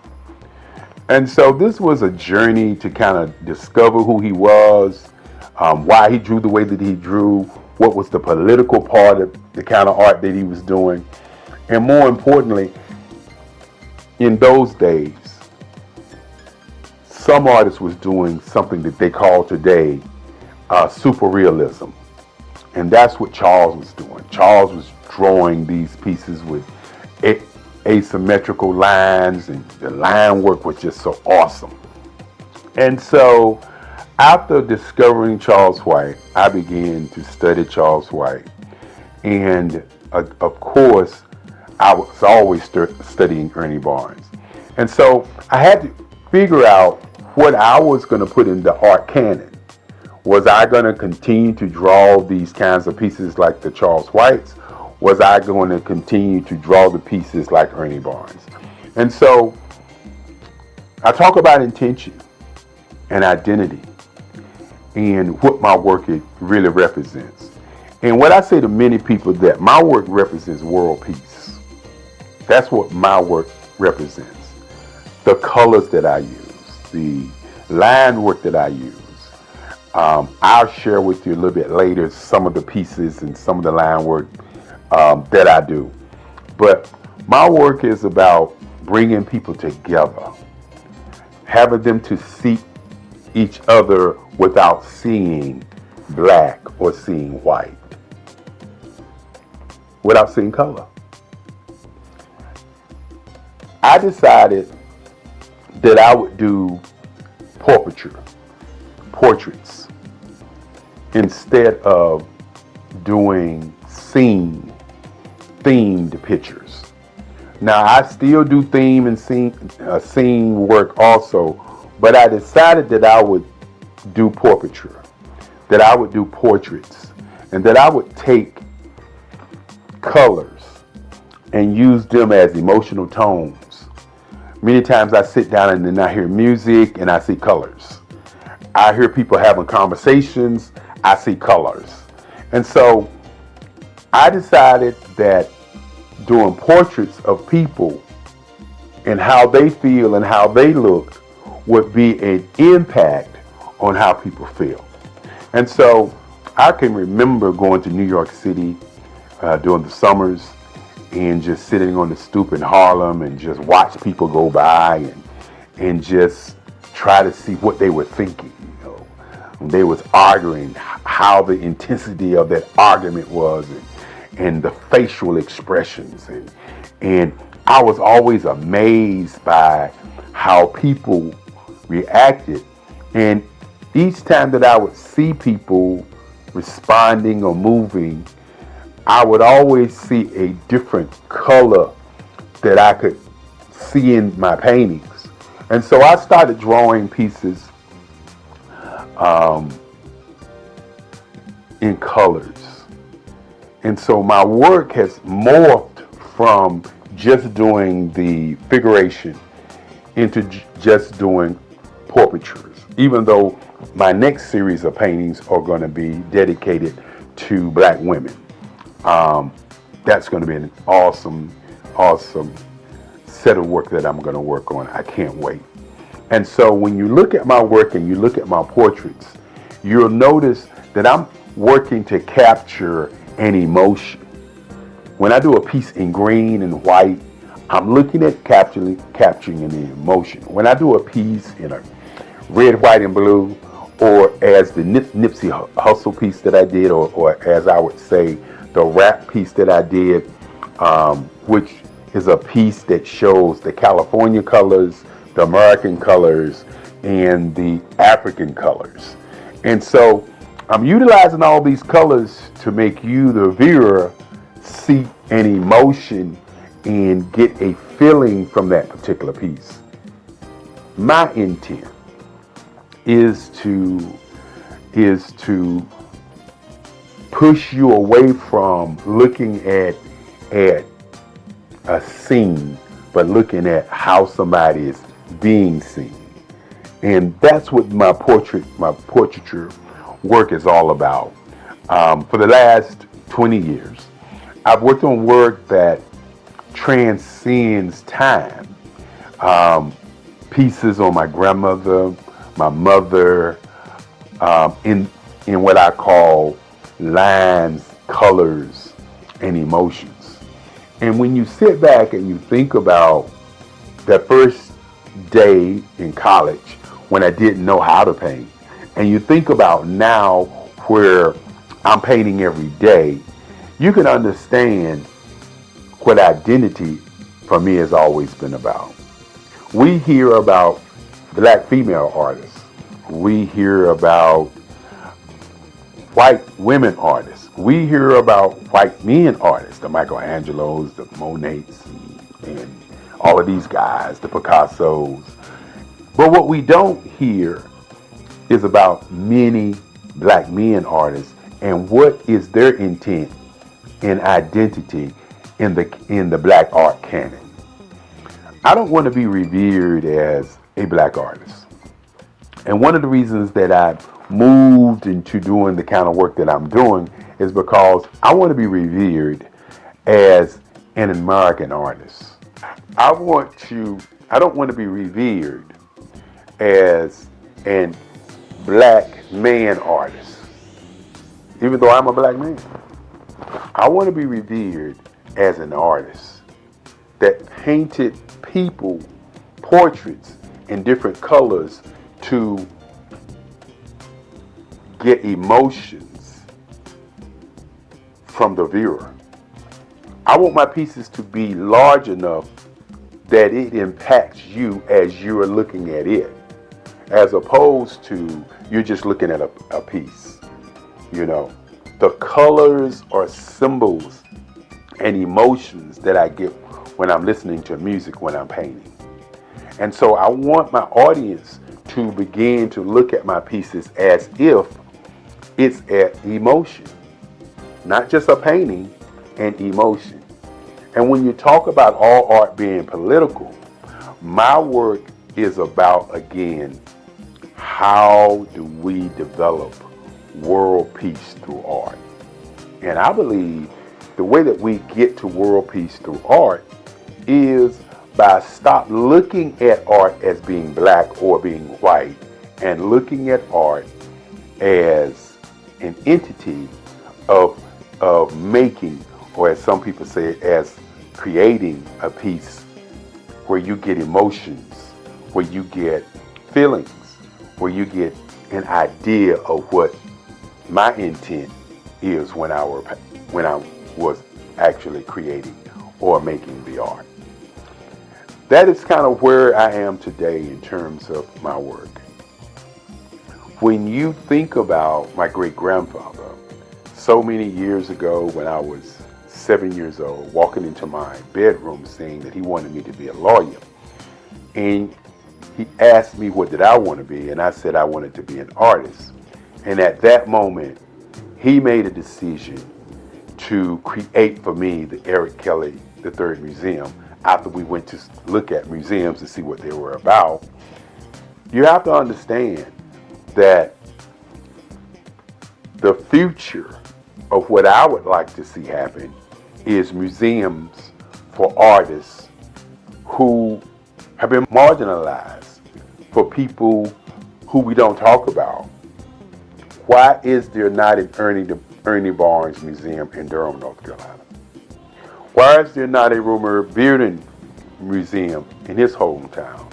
Why is there not a museum for black artists so that our young people can see how they went through the process of how they do work?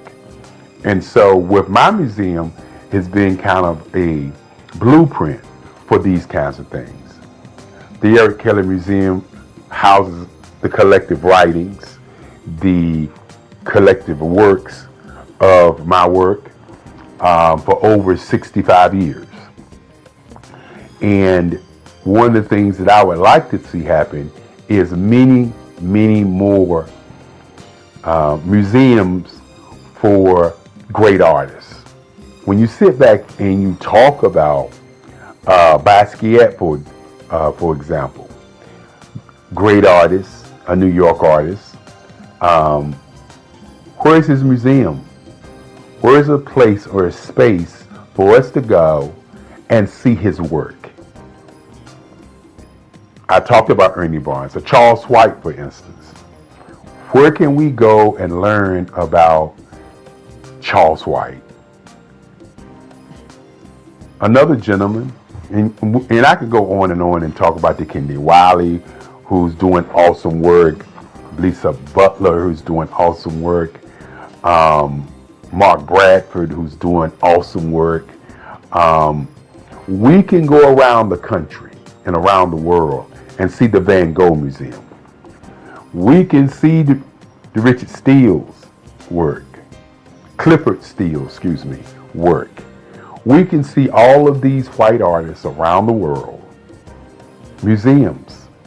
Where are the black museums for our young people to see the greatness of these artists who have gone on before us? You know, I also do photography work, and Gordon Parks was a great photographer. But think about it for a moment. Other than seeing the exhibit of Gordon Parks photography, where can you go and study him, the man? One of the reasons that I'm doing this video is because when you look at or talk about artists, many times we have people to narrate what was that artist thinking about, okay? And what was he feeling about what he was doing? And you don't get the conversation from the artist. The artists don't talk about the line work. The artists don't talk about the color. The artists don't talk about how he got to where he is. It's always somebody else talking about how he got there. Van Gogh, for instance, they talk about him cutting off his ear and sending it to somebody. They talk about the Starry Night piece. From their perspective, they don't talk about, or we don't hear Van Gogh say, well, the reason I did Starry Night because I was depressed and I just thought tonight this was a piece I was studying to do these kinds of things, and this how the Starry Night happened. We don't get that story. So you really don't know the intent. And so I want to do a conversation about the intent of my work. My portraits, my lines and my colors are put together in a way to pull from you an emotion of how you feel about people on the planet. My pieces are human landscapes. I want you to look at my work and see the lines as the age of the people who I'm painting. When I talk about sitting in North Carolina on my stoop, or sitting in New York City, or going to Chicago, going to New Orleans, going to California, and going to all these different places and watching people, I want you to understand that I'm watching people to see how they move, how they react, how they respond, what makes them them. And so when you see my work, you may see a piece and say, that looks like this person, or that looks like that person, or that looks like this woman or this man. Well, what I do is I watch people and then I create the feeling that I got from those people. So while my pieces may look like certain folk, in my mind, they are sending out a message of emotion and feelings and ideas and presence. And that's my intent. My intent is not to just paint pictures and you like them. My intent is to pull something from you deep down. My pieces are spiritual. The lines sometimes remind you of African mask. The lines remind you of lights and darks. The lines remind you of energy, of hope and presence.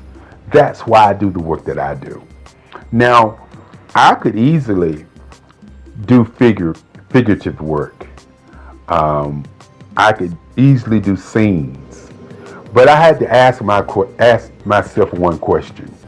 How do I do something that's going to be different, that's going to stand the test of time and say Eric Kelly III was here? And this was his work. This was his style. This is what he was thinking as he did artwork. And so as you look at my work, my earlier pieces, as I said before, were historical pieces, historical places in time.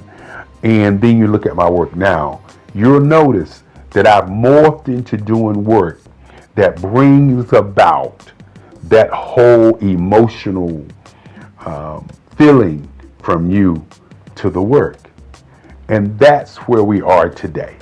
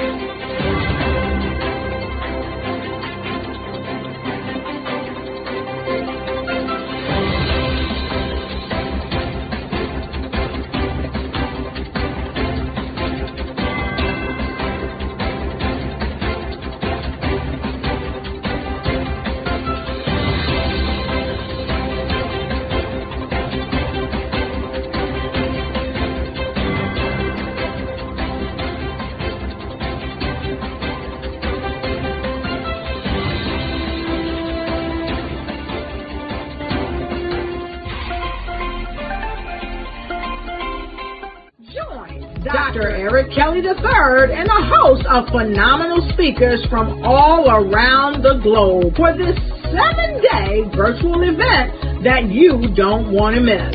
The mission of the Black Business Expo is to raise scholarship money from kids all the way from high school all the way from college. The Black Business Olympics is one of the largest Black business showcases in the world. It is an opportunity for businesses and companies to showcase their businesses globally. We are going to be giving away laptops up to $5,000 away to students. Again, I'm Olivia Appleberry, the founder of 2 Cents Finance and one of the speakers for the expo. I am so excited to see you there. For more info, go to www.blackbusinessexpousa.com or call 919-308-9090 and hope to see you there. I am Black Business. From the moment I wake until the time I sleep. Yes, I am Black Business. I am Black Business. Tell me, are you Black Business? I am Black Business. Do you support Black businesses? Listen, I support Black business because I am Black Business. Black Business Expo, one of the largest business showcases in the history of Black business in the world. The world! Sign up today at www.blackbusinessexpousa.com or call 919-308-9090. I am Black Business. I am Black Business. From the moment I wake until the time I sleep, I am Black Business. I am Black Business. Are you Black Business? I am Black Business. Do you support Black businesses? I support Black business because I am Black Business. Black Business Expo, one of the largest business showcases in the history of Black America in North Carolina.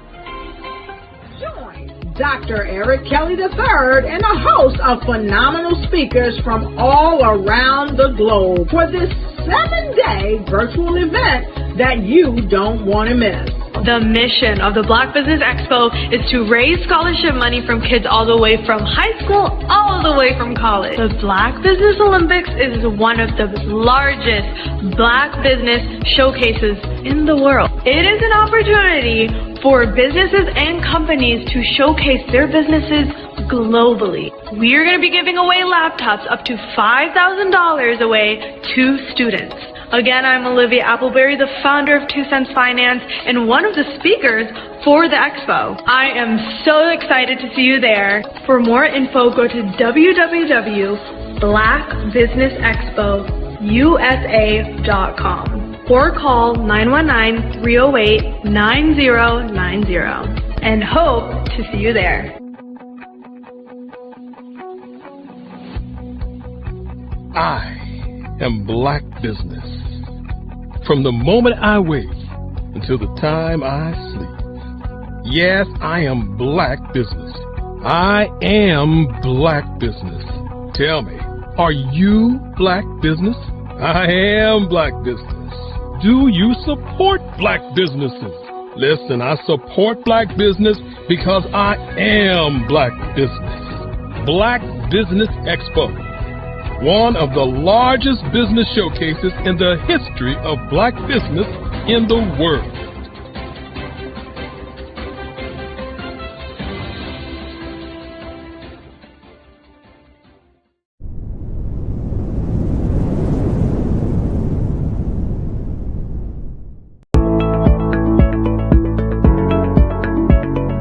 Prepare for what's coming and dominate in economic winter.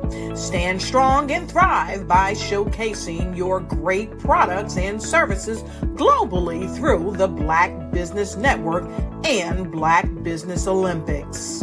The Black Business Network has showcased over 2,000 companies with over $7 billion in sales each year. Over 10 million attendees have viewed the rebroadcast each month. Through the Black Business Olympics, unique styles of business training and mentoring are turning students into business owners and entrepreneurial warriors who will dominate in any economy. Gain the ultimate advantage of the Black Business Olympics, 7 days of unbelievable topics and speakers speaking around the globe.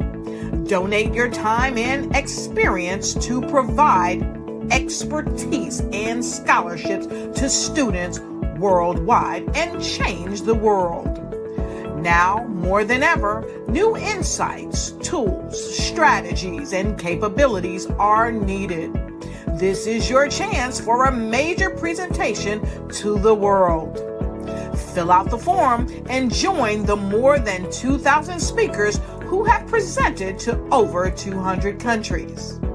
Join the Black Business Network streaming live into the Metaverse, STEM City, Black Multiverse Enterprises, Hulu, Amazon, YouTube, iHeartRadio, Apple, Facebook, LinkedIn, Pod TV, IBM TV, Spotify, and Google Podcasts. Sign up today. Spaces are limited, and we will see you there.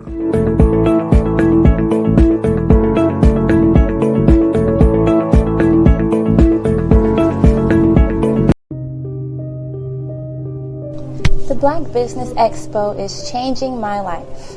This year, they are giving away laptops and even $5,000 in cash to students just like me.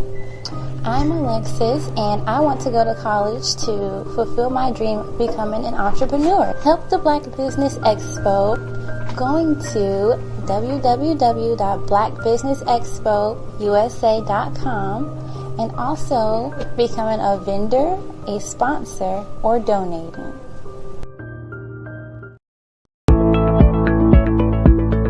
The Black Business Expo's mission is to raise funds for high school seniors going to college or K-12 entrepreneurs. This expo is a fundraiser for students. Please, you may go to www.blackbusinessexpousa.com to donate to the scholarship fund or use the Cash App at @BBXUSA. Our goal is to give laptops and up to $5,000 to 10 students. Students can register online at www.blackbusinessexpousa.com. Every dollar counts. Please donate to the Black Business Expo USA Scholarship Fund.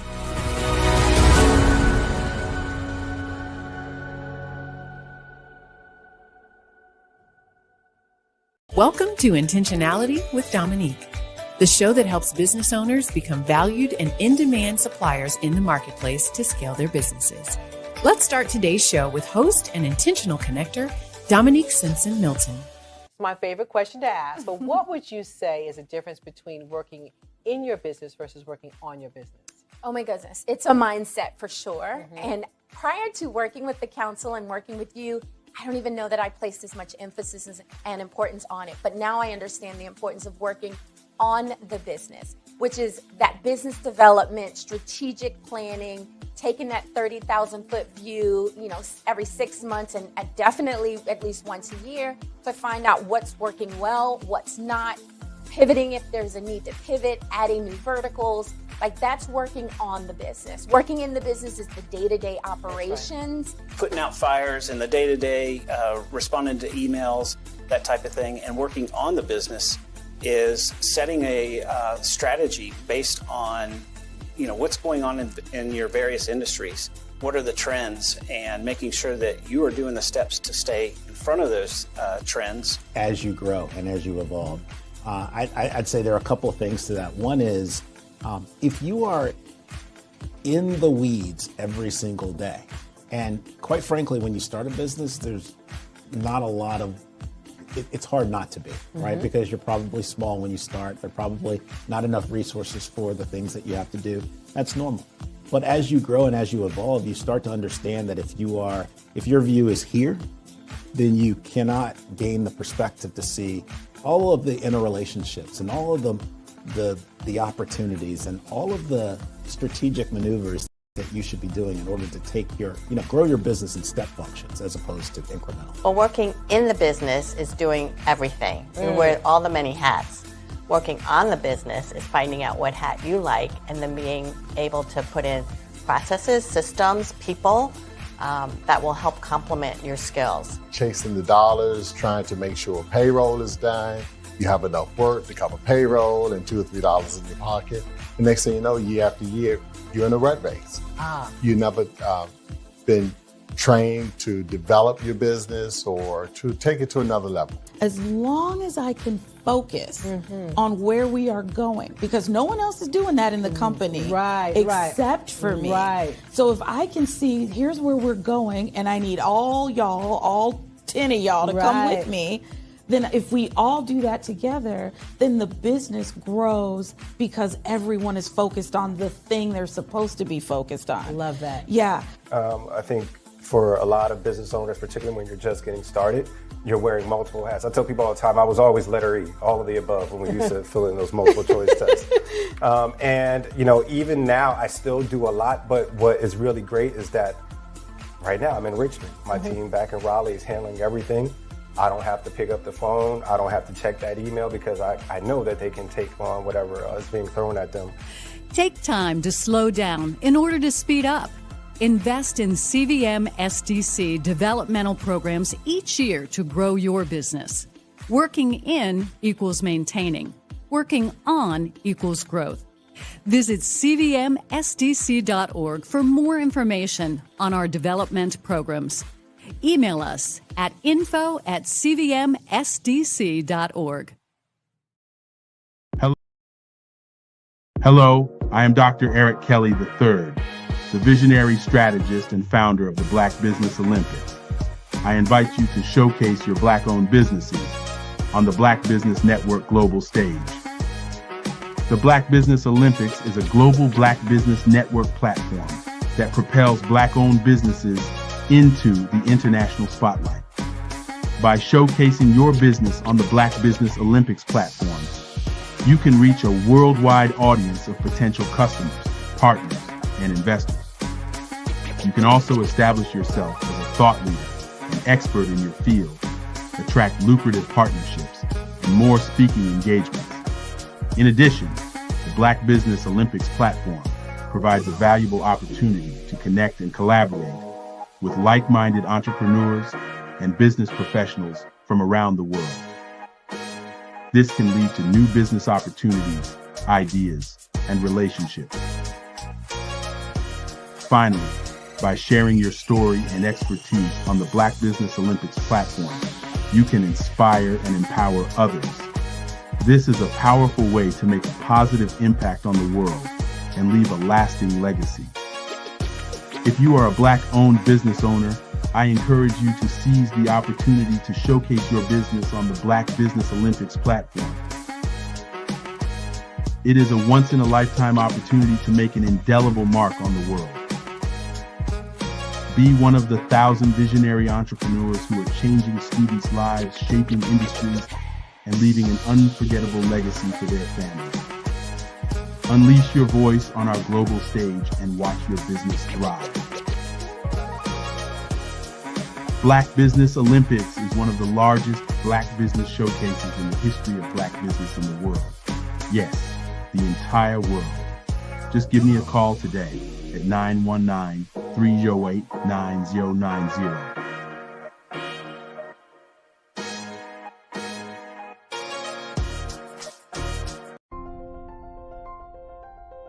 What if you could build your own city? A place where every child can find nurturing people to help them achieve their full potential. A place where every adult can access job training support. Where health education is abundant. Where social justice ruled the land. A place without limitations. Welcome. You have arrived at STEM City USA. It is what every city should be. A safe and trusted community where you find people and resources to help you become everything you are and beyond. STEM City is unlike anything you have ever experienced. It is a digital twin of the world around you, only better. STEM City is about energy and soul renewal. It is more than a digital world. You can almost feel the power of live cultural events, music, and theater. STEM City promises a better future for children with caring mentors and hands-on activities with dedicated tutors to support our youth. STEM City is your passport to a healthy lifestyle with weekly events addressing our community's many issues. STEM City is your financial well-being with helpful information on wealth management, career advancement, job training, and so much more. STEM City is the community you deserve. It is the city where your dreams can come true. STEM City USA, a place in the sky that is accessible to all who reach for the stars.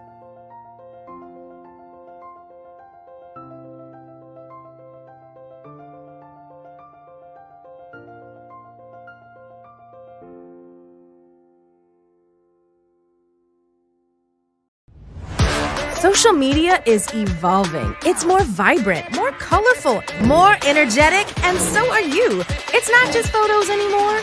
It's video, it's audio, it's subscriptions. And now there's Fanbase, a new monetized social network. Fanbase delivers the complete native app experience with full content monetization for every user. No algorithms that shadow ban your engagement or growth, and no ads.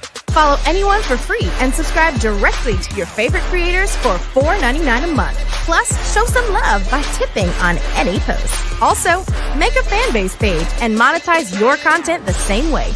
Finally, connect with your followers by posting the amazing content you already create. And now, get paid for it. It's time to energize and monetize. Because everyone's a fan of something, and everyone has a fan base.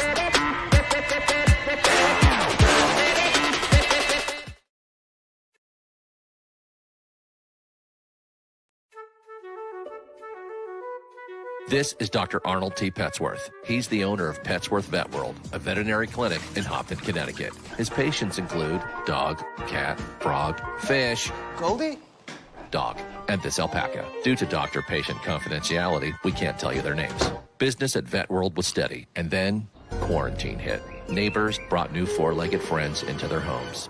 Bunnies. Bunnies everywhere. Dr. Petsworth welcomed these new patients with open arms. The only problem? There were more appointments than he could manage. That's when Dr. Petsworth turned to his American Express business card, which offers spending potential that's built for his changing business needs. He decided to hire a new assistant, Julio, and with spending power built for business purchases, he used his card to furnish a new exam room. Together, Dr. Petsworth, Julio, and American Express Business made sure all the pets of Humpton got the love and care they deserve.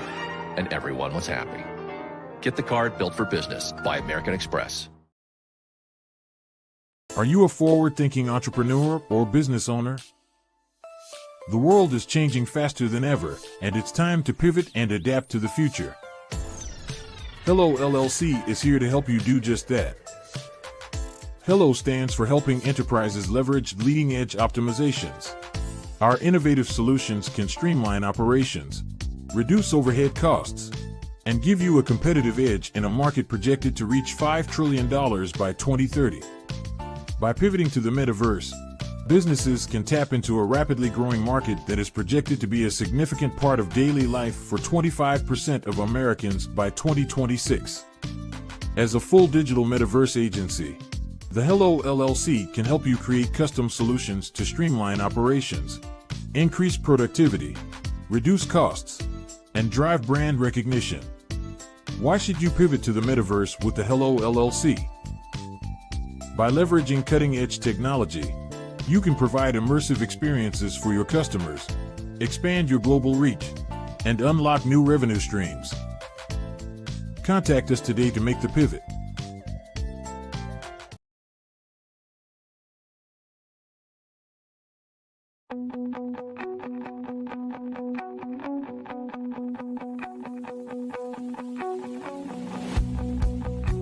I am Black Business. From the moment I wake until the time I sleep. Yes, I am Black Business. I am Black Business.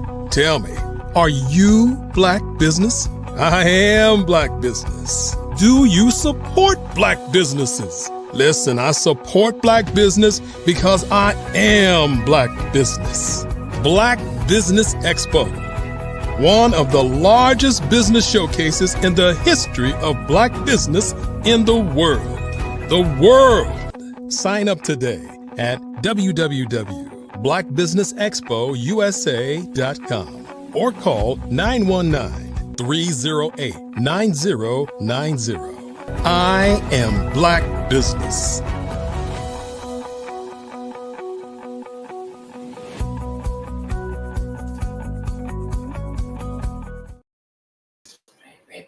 Good afternoon, business owners, entrepreneurs, thought leaders, and corporations. Welcome to the Black Business Network. My name is Carmaya. I am your business moderator for this afternoon on the Black Business Network. The Black Business Network is a 24-hour business network showcasing Black businesses, business owners, entrepreneurs, and thought leaders worldwide. We have speakers from North Carolina, London, Singapore, Africa, Japan, and cities all over the United States.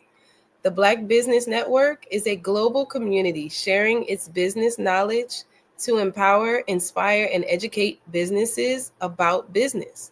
Today, we are delighted to introduce you to Marky Darling.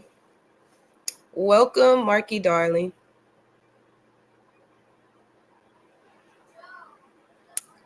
How you doing? Good morning. Good afternoon. Oh, I'm sorry. We can't hear you. You might be on mute still. Oh, we still can't hear you. You are in the right place at the right time. The Black Business Network opens again for its Black Business Olympics, a 24/7 broadcast on business, strategies, global branding, social media marketing, finance, advertisement, and much, much more. Featuring the top, most powerful entrepreneurs and speakers and thought leaders from all around the world as they gather together for this phenomenal event.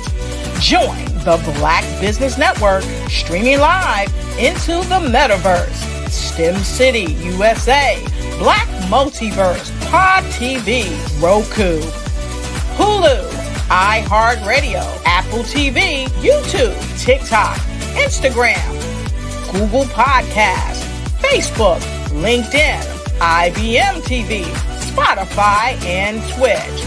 Tune in today and be a part of this amazing movement. The Black Business Olympics welcomes you.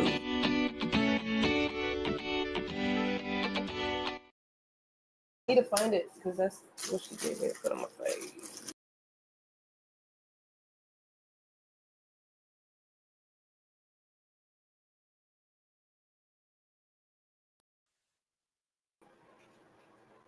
Hi, how you doing?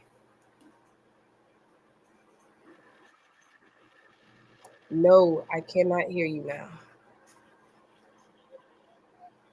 I'm not sure what's going on. Hello, I am Dr. Eric Kelly III, the visionary strategist and founder of the Black Business Olympics. I invite you to showcase your Black-owned businesses on the Black Business Network global stage. The Black Business Olympics is a global Black Business Network platform that propels Black-owned businesses into the international spotlight. By showcasing your business on the Black Business Olympics platform, you can reach a worldwide audience of potential customers, partners, and investors. You can also establish yourself as a thought leader and expert in your field, attract lucrative partnerships, and more speaking engagements. In addition, the Black Business Olympics platform provides a valuable opportunity to connect and collaborate with like-minded entrepreneurs and business professionals from around the world. This can lead to new business opportunities, ideas, and relationships. Finally, by sharing your story and expertise on the Black Business Olympics platform, you can inspire and empower others. This is a powerful way to make a positive impact on the world and leave a lasting legacy. If you are a Black-owned business owner, I encourage you to seize the opportunity to showcase your business on the Black Business Olympics platform.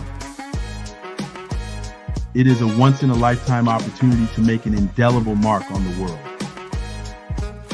Be one of the 1,000 visionary entrepreneurs who are changing students' lives, shaping industries, and leaving an unforgettable legacy for their families.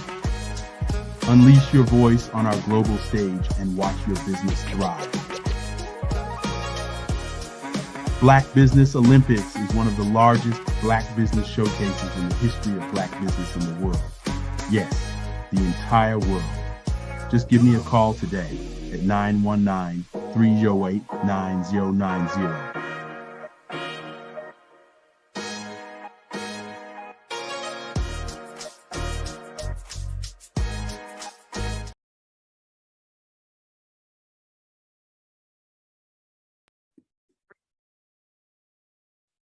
Hello, I'm Dr. Madeline Ann Lewis, President and CEO of the Executive Women's Success Institute. And my genius is helping women accelerate the path to success. You know, I was blessed to have strong women in my life who encouraged, motivated, and pushed me to do my best and to never even think about giving up on my dreams. So I say to women, we must show up to rise up. We have talents and potential, but who will see them if we don't speak up and get noticed?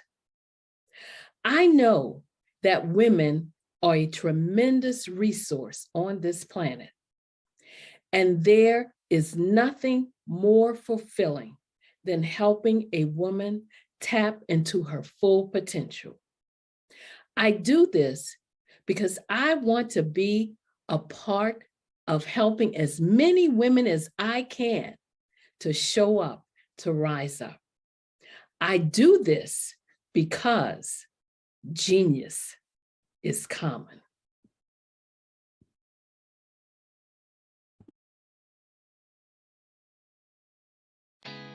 Did you know women represent just 3% of Fortune 500 CEOs and less than 15% of corporate executives at top companies worldwide?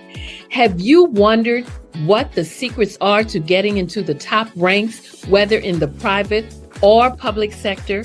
Do you want to figure out how to stop being held back in your career or passed over for promotion? Then you're in the right place. Hi, I'm Dr. Madeline Ann Lewis, President and CEO of the Executive Women's Success Institute.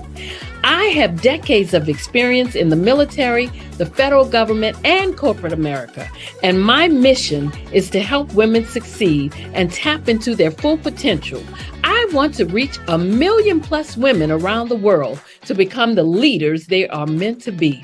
So if you want to move into a management or executive level position, or maybe you are a female veteran transitioning out of the military into business entrepreneurship, then reach out to the Executive Women's Success Institute at 301-693-3284. Let us get you on the fast track to success.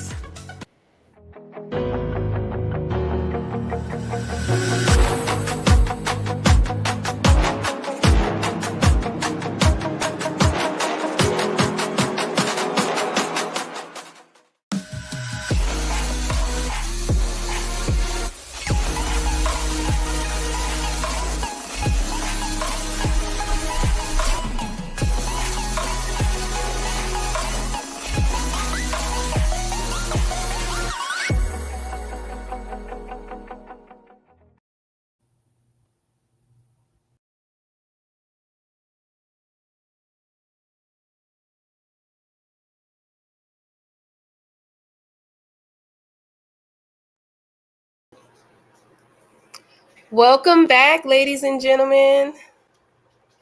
How are you doing, Marky? I'm wonderful. How are you?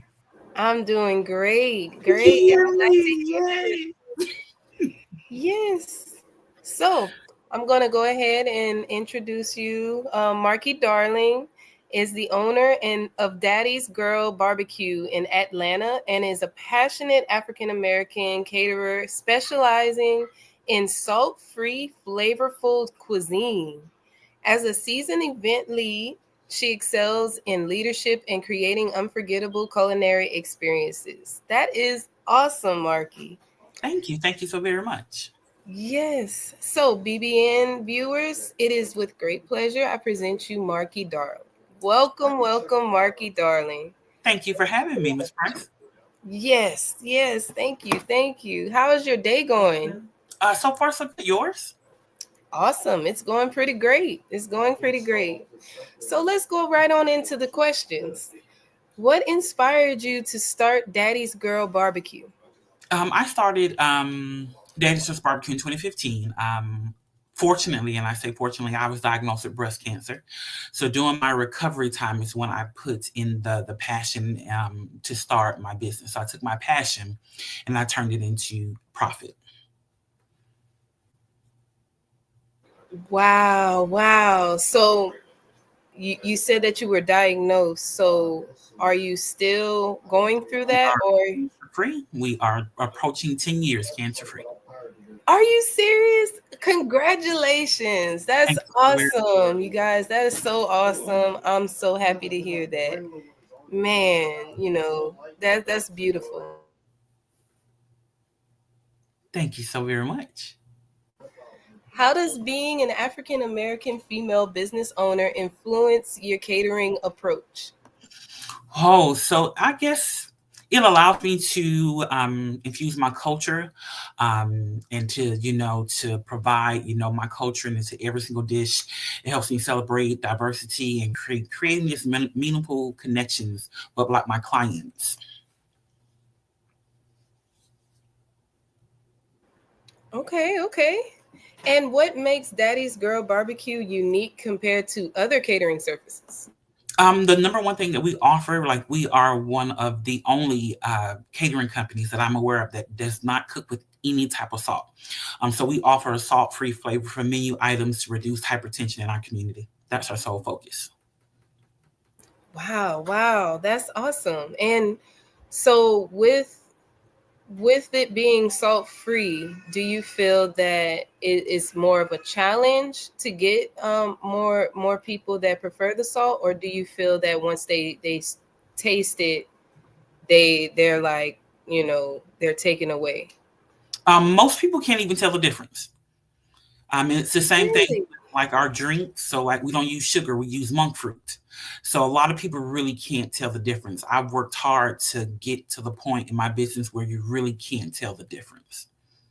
That is awesome. Not too many people know about monk fruit. And for you, yes, see, and because I'm also I'm an indigenous doctor, so I am dealing with the other alternatives of seasonings and stuff. So I did you about 5 years ago.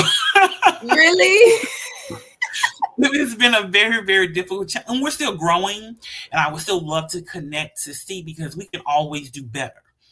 But it has definitely been a challenge to get people to realize, because a lot of people hear that we don't cook with salt, and I don't want it, or they instantly put salt on their food, and then it's too salty. I was like, well, we have gotten to a point you really don't need the salt.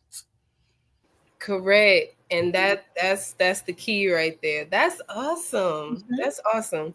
So can you tell us more about your salt-free menu options? So the beautiful part about it, so our entire menu, so from our macaroni and cheese to our ribs to our green beans, nothing is prepared with salt.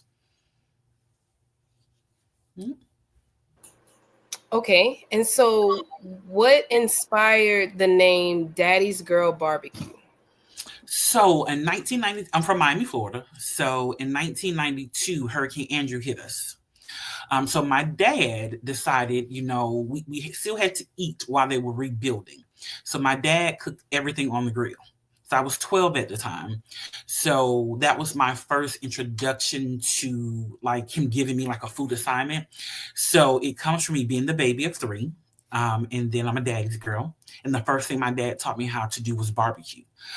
So I can cook breakfast, lunch, I can bake biscuits, I can do cakes, I can do everything on the grill, because my dad did everything on the grill until the house got rebuilt. So you're doing everything on the grill? Well, we can do everything. You can. Okay, you can. We don't have to. We don't. But okay. I have been in some instances where like the fryer didn't work, and I ended up having to turn the grill or the smoke box into a fryer. So I can literally cook my entire menu on my grill if I had to. That's awesome. See, very resourceful. I love it. Now, how do you incorporate Atlanta's culture into your catering?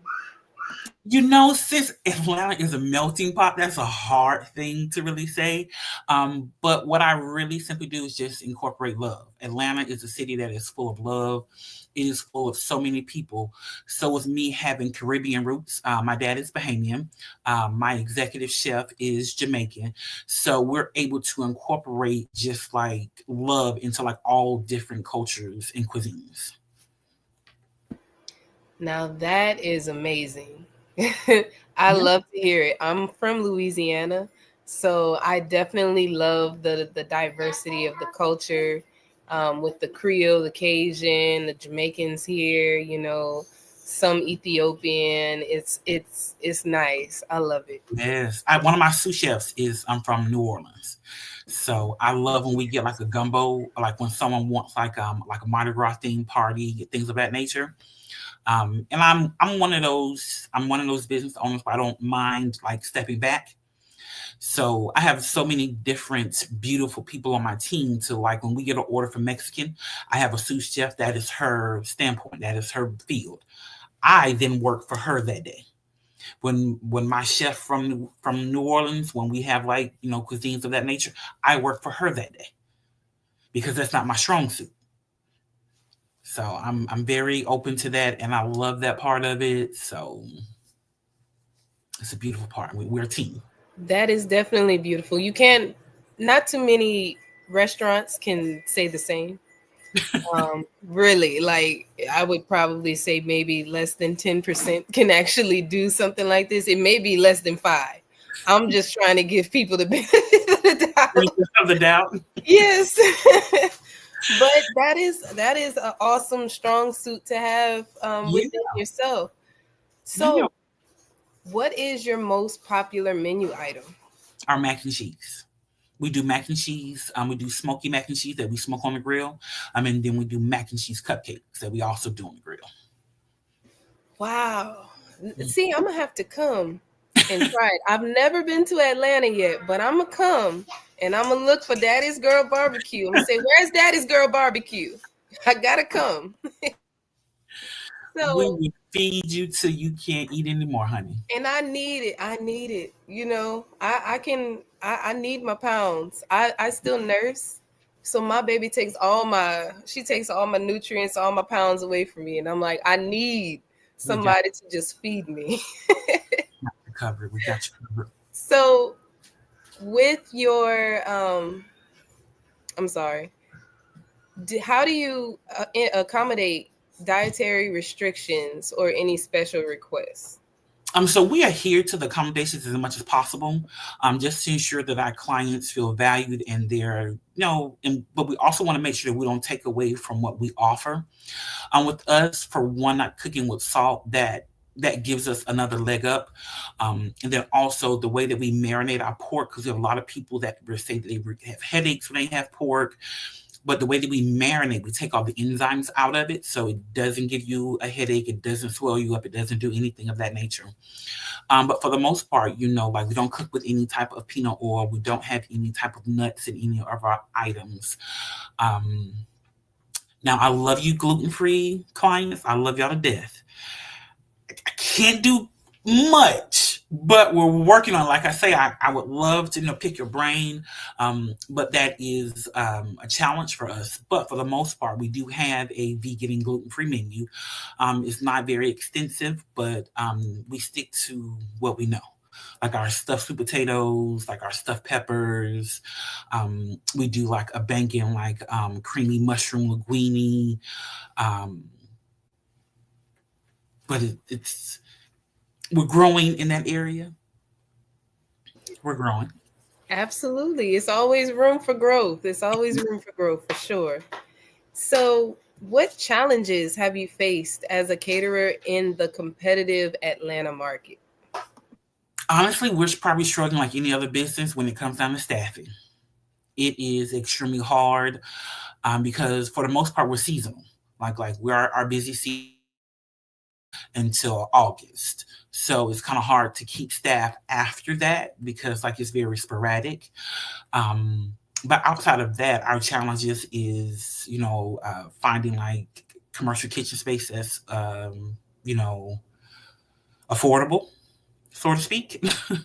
So that would be some of our biggest challenges.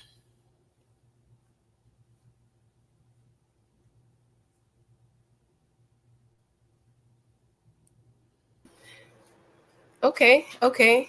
So can you share a memorable event where Daddy's Girl Barbecue catered? Oh, so we had an event.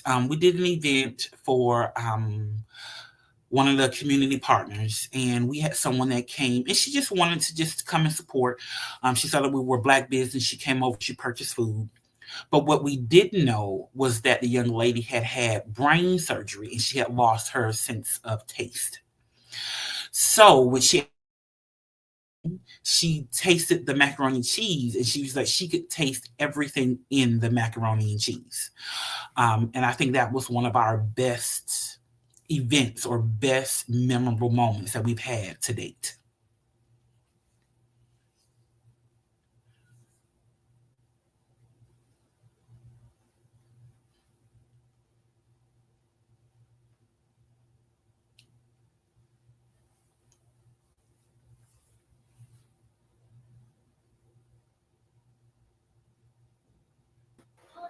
Did you catch all that?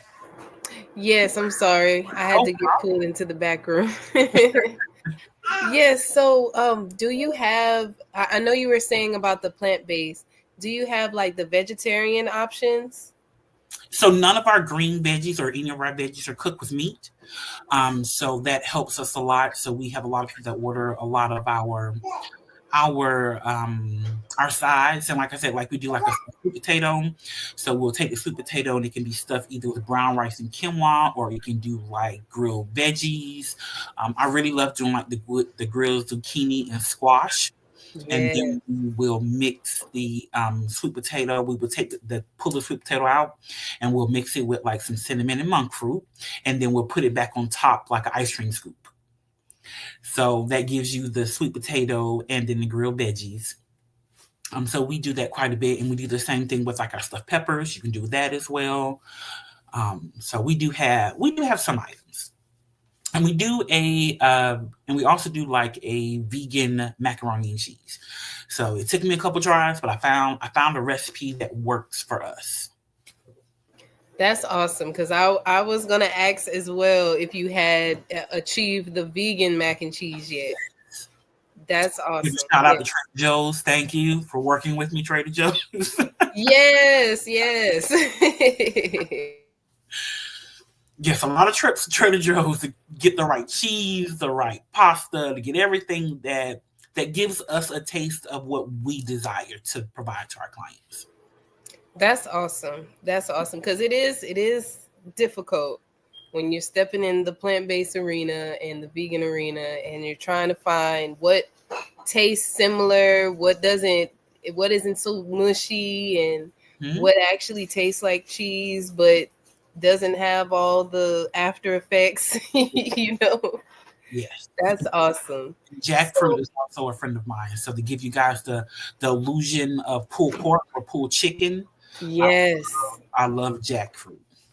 Yes, absolutely. Jackfruit, most definitely. I couldn't stress enough with the jackfruit. Like, I would even make like the tacos. Yes. You know, yes. That's tacos, awesome. You can do lasagnas, you can do pasta dishes. Like, if you cook it right and you get all the water out of it. Yes, all that brine. If you're getting it with the can and stuff, the brine, you gotta like really. I've never tried, you know what, because my cousin introduced it, God rest his soul, but he introduced like the whole jackfruit. So like I'm going to like the Super H Marts and stuff like that. I'm cooking, like I'm breaking down the whole jackfruit. And that within itself is a task. The stickiness with the knife and you having to put it with the oil and whew, yes. Look, more power to you, sister. Thank you. That's why it costs as much as it costs on my menu. Yes. Because yes, you got to go through high water to get that knife through that thing and come out clean. That labor. Ooh. Yes, labor and time. Most definitely. So how do you balance the health conscious options with maintaining the bold flavors? So what we've simply done, we've put in the work. So we work hard to offer the flavorful foods, just to make sure that every item it reminds you of home. I want for our food to remind you of a good home cooked meal, but you just don't have the back end results. You don't have to worry about the salt. You don't have to worry about having headaches. You don't have to worry about those things. And that's what we're simply trying to do or doing. I would not say try. That is what we're doing. That's beautiful. Now, I have another question that just came to mind. Yes. So with you doing the catering, do you ever get like home requests where people want you to cook for them for their week? Yeah, so we do meal prep. So we have a couple of clients that we do bi-weekly meal prep. We actually do cooking lessons, so that keeps us busy during the summer. We do like a lot of summer camps. Like we'll come in for a week and we'll teach the kids how to cook. And I do a lot of private cooking lessons for kids. But to answer your question, yes, we do meal prep. That is a service that we do offer. That is awesome. See, yes, we need that out here. For sure. I have 6 kids, and when I say as a mom trying to keep up with cooking everything and making sure everybody eating right and stuff, and Whew, it's a lot. So that definitely, I know that's definitely helpful. Yes, So definitely bless you. Bless your heart. You will be my ideal client. And it's so crazy. Yes. My parents come from large families. My dad has 12 other siblings. My mom has 6 other siblings. So, and I have none. I was like, okay, y'all good. We good. We don't need no children, right? Right. Okay, great. Yeah. Listen, you can take one of mine if you want. I would love it. Like, I am team godmom. Like, my godchildren range from 28 until 9. She just turned 9. So yes. I love my godchildren. Like, I actually have 3 that work for me. I have 3 of them that work for me. Really? That is awesome. See, and they say put your children on your payroll. Yeah. That's how you come up. My godson, he just turned 13, and he is one of my master grill. He's a grill master already at 13. And see, my daughter, she just turned 13, so I need something for her to do. So, what advice would you give someone wanting to start a catering business? The advice that I would give, I would say create a catering business with food that you are passionate about. Not what you think people want, but what you're passionate about. Because when you start cooking what you think people want, it takes away from what you enjoy about it. So start small. Start, again, with something that you enjoy cooking, that you can cook with your eyes closed. You can cook, on a whim. Like, it's something you always have those ingredients on hand.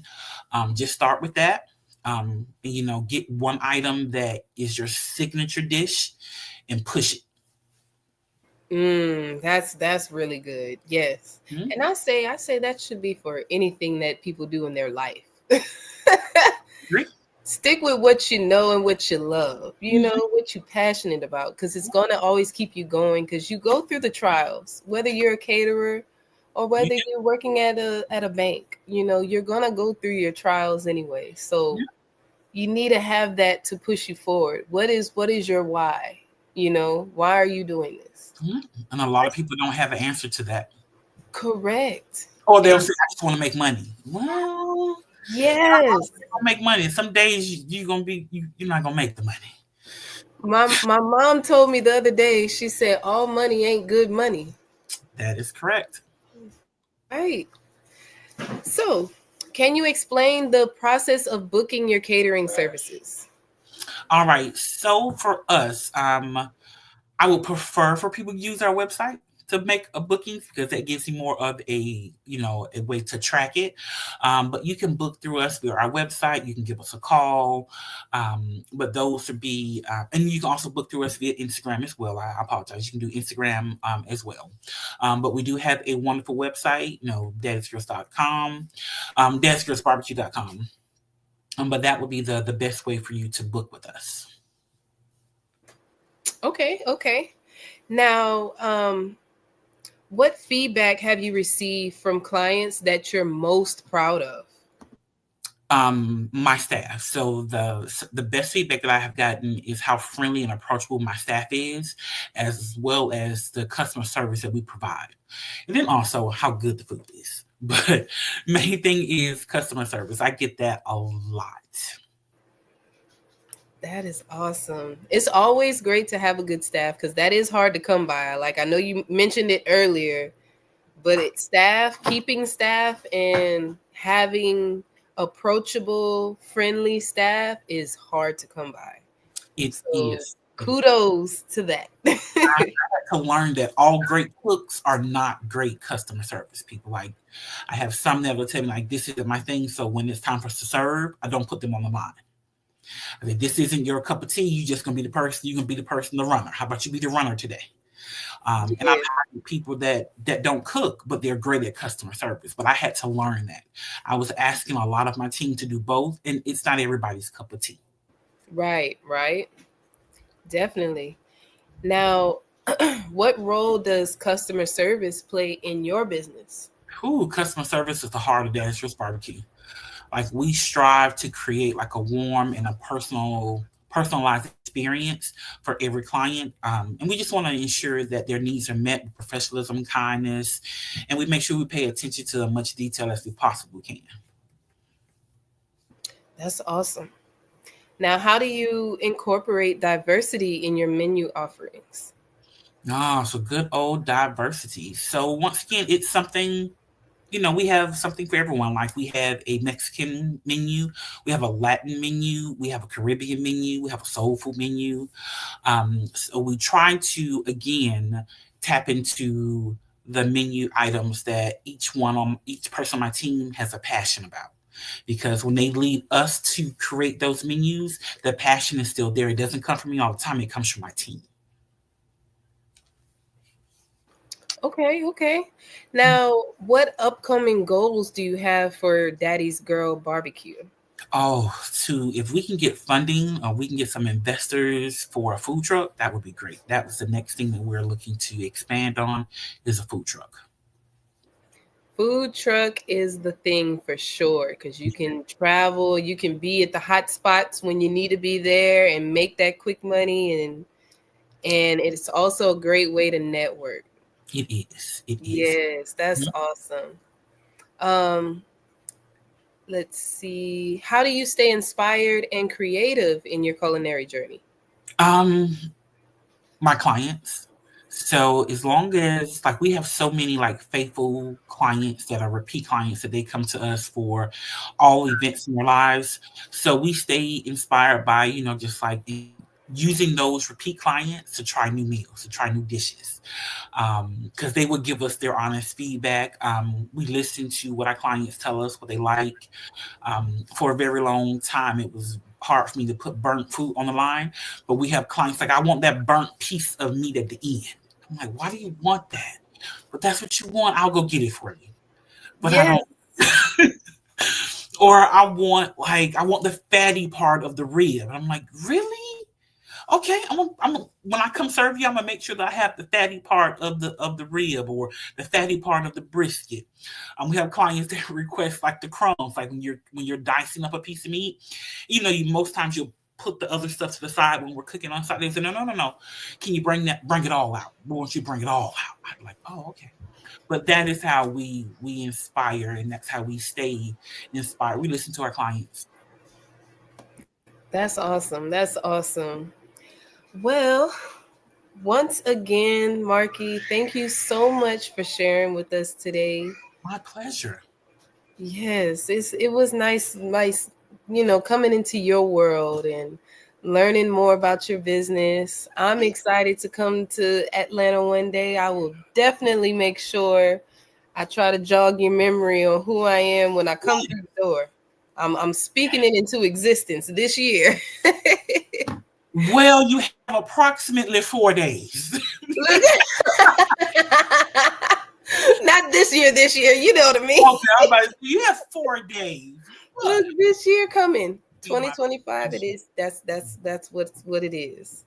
But I appreciate you, and I want everyone to remember dollar counts. Every dollar counts, so we want to remind you to donate to the scholarship fund. Yes. We want to thank all of our Black Business Expo USA sponsors for May 2024, NC100, Moody Capital Partners, Suede Soul, Lotus Reach Coaching and Training, Carolina, Virginia Minority Supplier Development Council, Step Management, Barbara H. Smith, LLC, Margie McLean Foundation, Incorporated, Genius is Common, Earth Essentials, Mullane Shani Global, Executive Women Success Institute, The Quality Coaching Company, Superwoman Business Services, Creative Force Studios, Lee Entertainment, Artistic App Design, Banks Law Firm, and Black Business Expo USA. Remember, genius is coming, and I'll see you on the other side.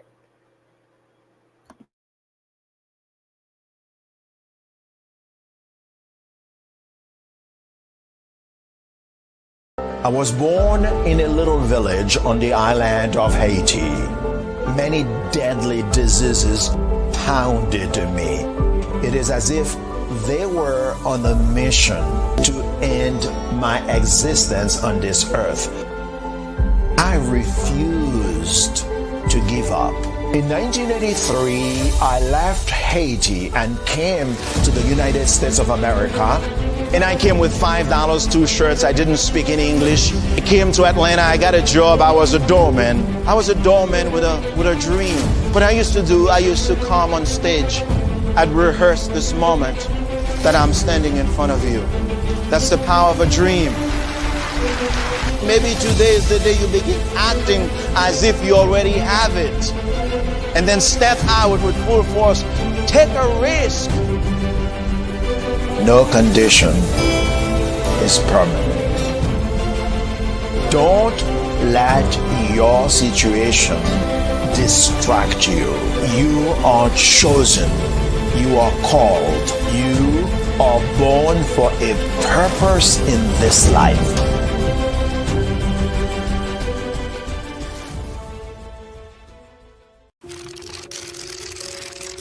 Bravery is not the absence of fear, but the ability to overcome it. We stand for those who defy suppression, who speak out, and those who walk the road less traveled. Everyone deserves to be seen and their voices to be heard. We're sparking a movement, growing a community of creators united by the desire for freedom, choice, equity, and ownership. At Fanbase, it's all for one and one for all. We support each other to guide, promote, and uplift you in a place where you can unapologetically be yourself. A place where your voice, ideas, and creativity are not just welcomed, but celebrated. We are Black founded, minority funded, and supported by a diverse, inclusive, powerful community that believes in the strength of authenticity and individual choice. Regardless of success or background, we welcome you. The marginalized, the underappreciated, the successful, the superstar. We're for all who seek a space to express themselves freely, where they are rewarded for being their authentic, true self. We transcend labels because only we have the right to define ourselves.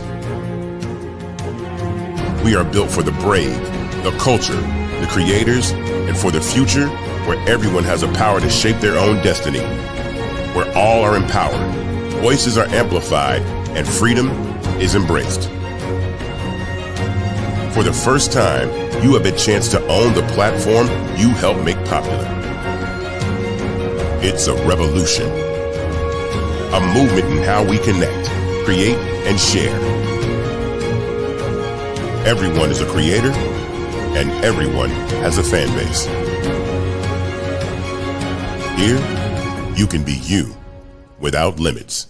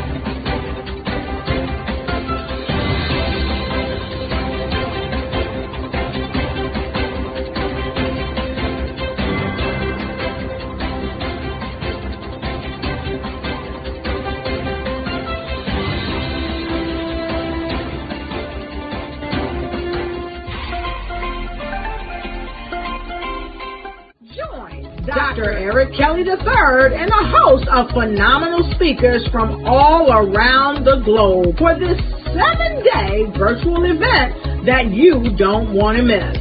The mission of the Black Business Expo is to raise scholarship money from kids all the way from high school all the way from college. The Black Business Olympics is one of the largest Black business showcases in the world. It is an opportunity for businesses and companies to showcase their businesses globally. We are going to be giving away laptops up to $5,000 away to students.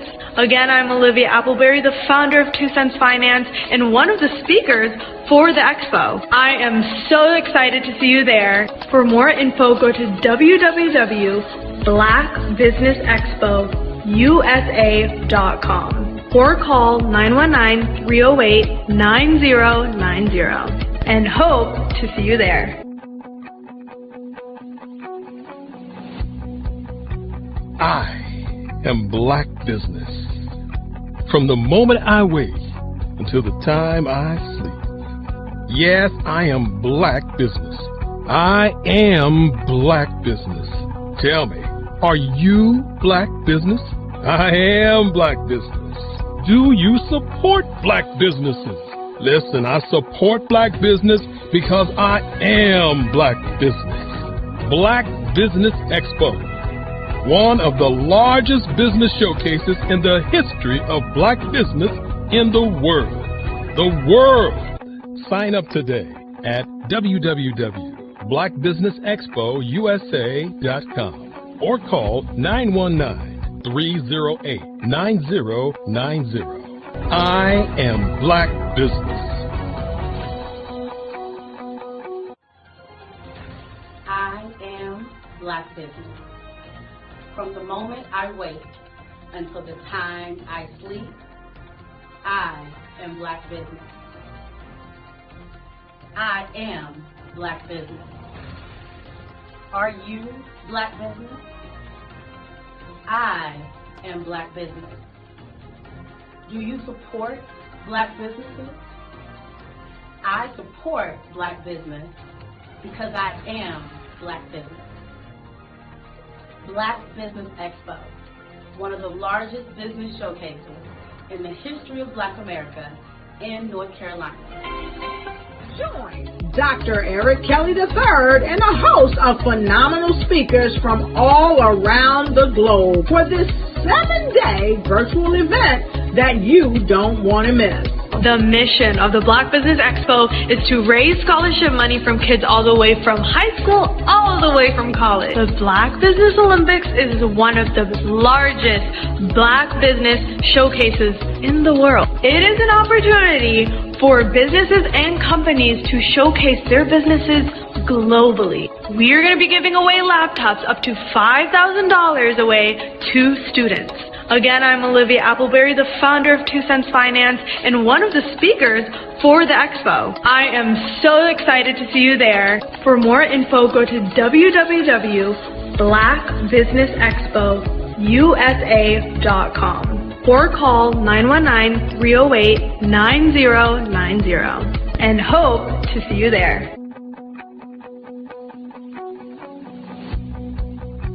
I am Black Business.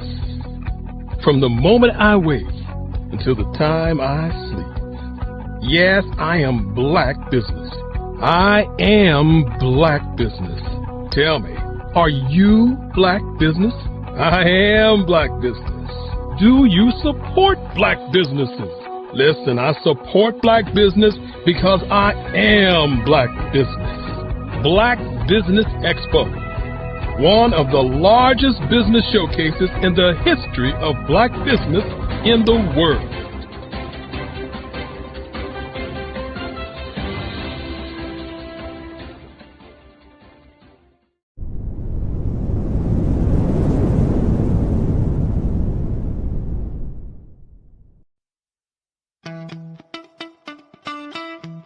How many times have you been asked to help someone you didn't even know, a student, a business entrepreneur, or did you ever even ask, where did they end up?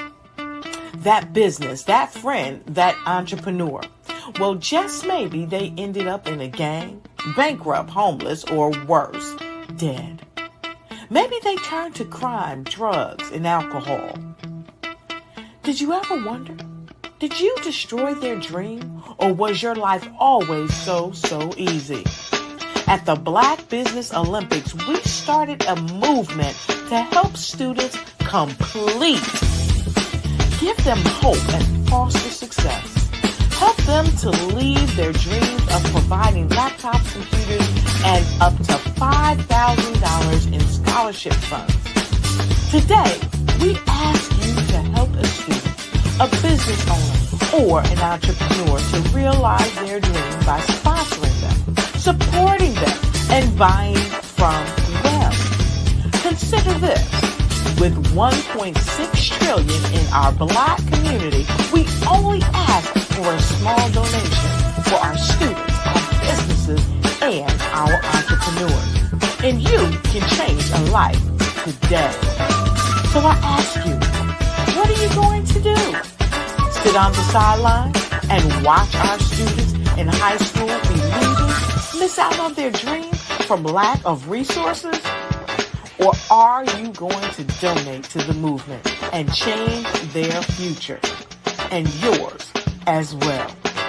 Give us a call today at 919-308-9090. Change their life by investing with action to the Black Business Olympic Fund. The Black Business Olympics, one of the largest business showcases of Black business in the history of the world.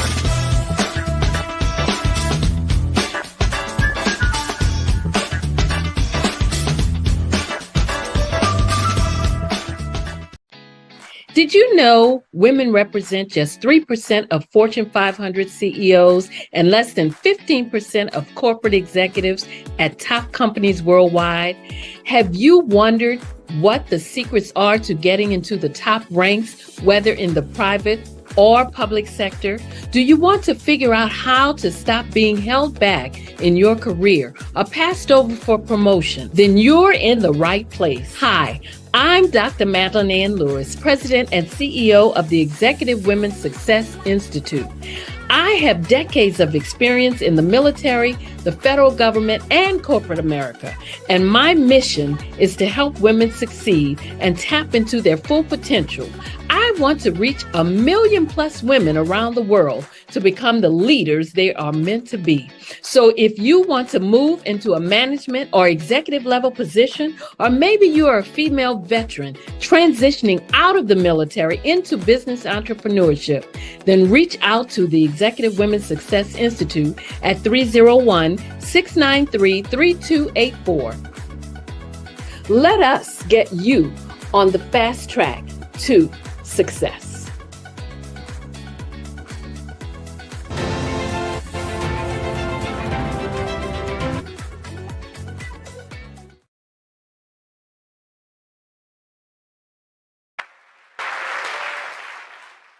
You see the career opportunity. You feel it's yours. After all, you're well qualified, but you don't apply. You feel stuck and can't move forward in your career. I've learned as a 10-year career strategist, we must learn how to show up. To show up, we will rise up. We have an amazing resource on this planet, a resource with tremendous potential. That resource is us, women. Far too many of us, when we want to rise up and advance in our careers, we hit an invisible barrier. It's called the glass ceiling. And when we do make it through the glass ceiling, chances are we're more closely scrutinized than men. As women, we face more barriers to promotions in many organizations. However, I've discovered the biggest barrier, believe it or not, is ourselves. As women, we often hold ourselves back.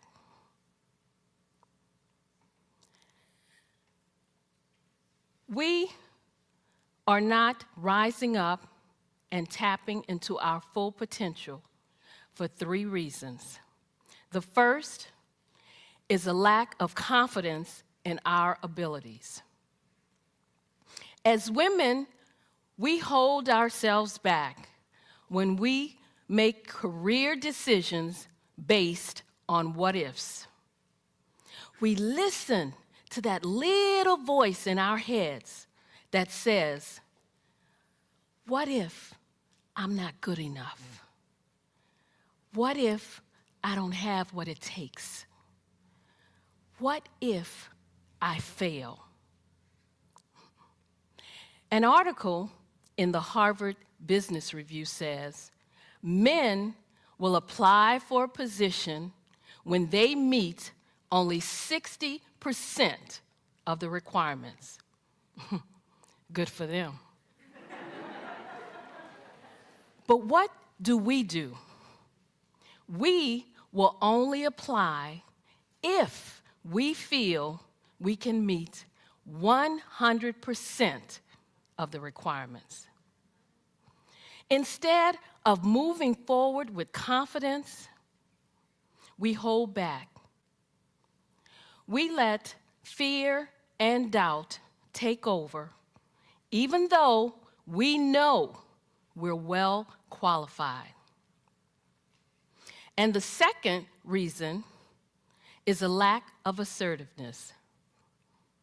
We have talents and potential, but who will see them if we don't speak up and get noticed? When we join a meeting, we often sit in the back or to the side. When we could assert ourselves, we don't. We shrink back. We let others interrupt us or say nothing when other people take our ideas. When we do speak up, we express ourselves with uncertainty, saying things such as, I'm not sure if this is relevant. I don't know if this is helpful. This may not be a good idea, but when you and I use words and phrases like these, we undermine our credibility. And the third reason, we don't build a support network. My friend, Kim, applied for a position. Her female supervisor felt she was more than qualified. But the supervisor would not give Kim a recommendation. The supervisor felt it would look too much like favoritism. To me, this just looked like one woman who would not reach back and help another woman. If we want to rise up, we must learn to support each other. We need to show up to rise up. Showing up means taking responsibility for your own career path. It was 2005, and I had a comfortable job as an analyst working for the U.S. government, but I wanted more. A supervisor's position opened up, and I submitted my application. I tried to find out as much as I could about who was applying, what were my chances. I discovered that 2 men were applying for the same position. I also discovered that neither of these men had the qualifications that I had. But I was optimistic because one of the women on the interview panel told me that she would support me. So I walked into that interview room well prepared. I answered all their questions. I aced that interview. 3 days later, I was told I wasn't selected.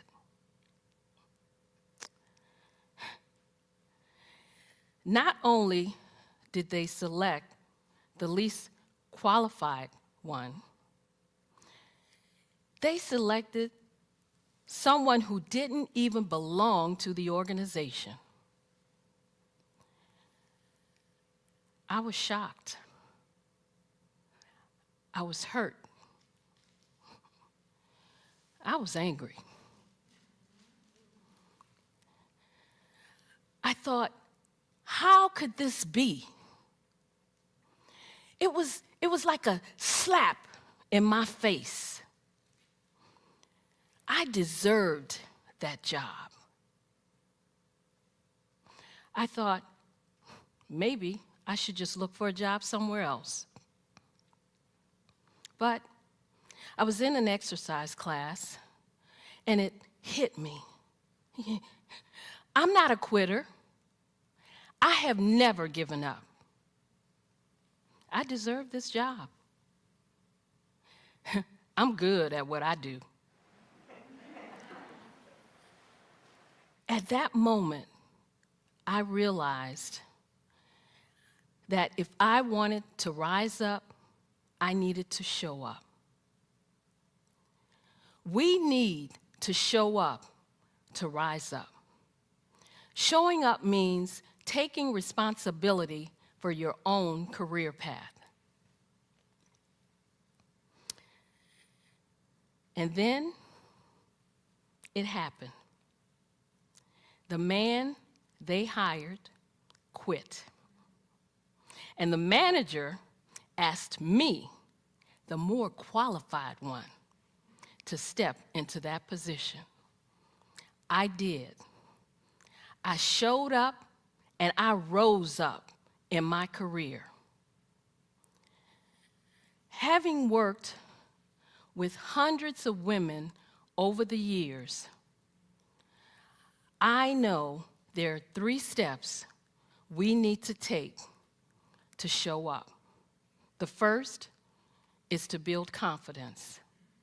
The second is to be assertive. The third is to build a support network. When we follow this 3-step process, we will show up to rise up. When we rise up and tap into our full potential, as women, you and I will contribute more to our organizations, more to our families, and more to our communities. When we show up to rise up, everyone wins.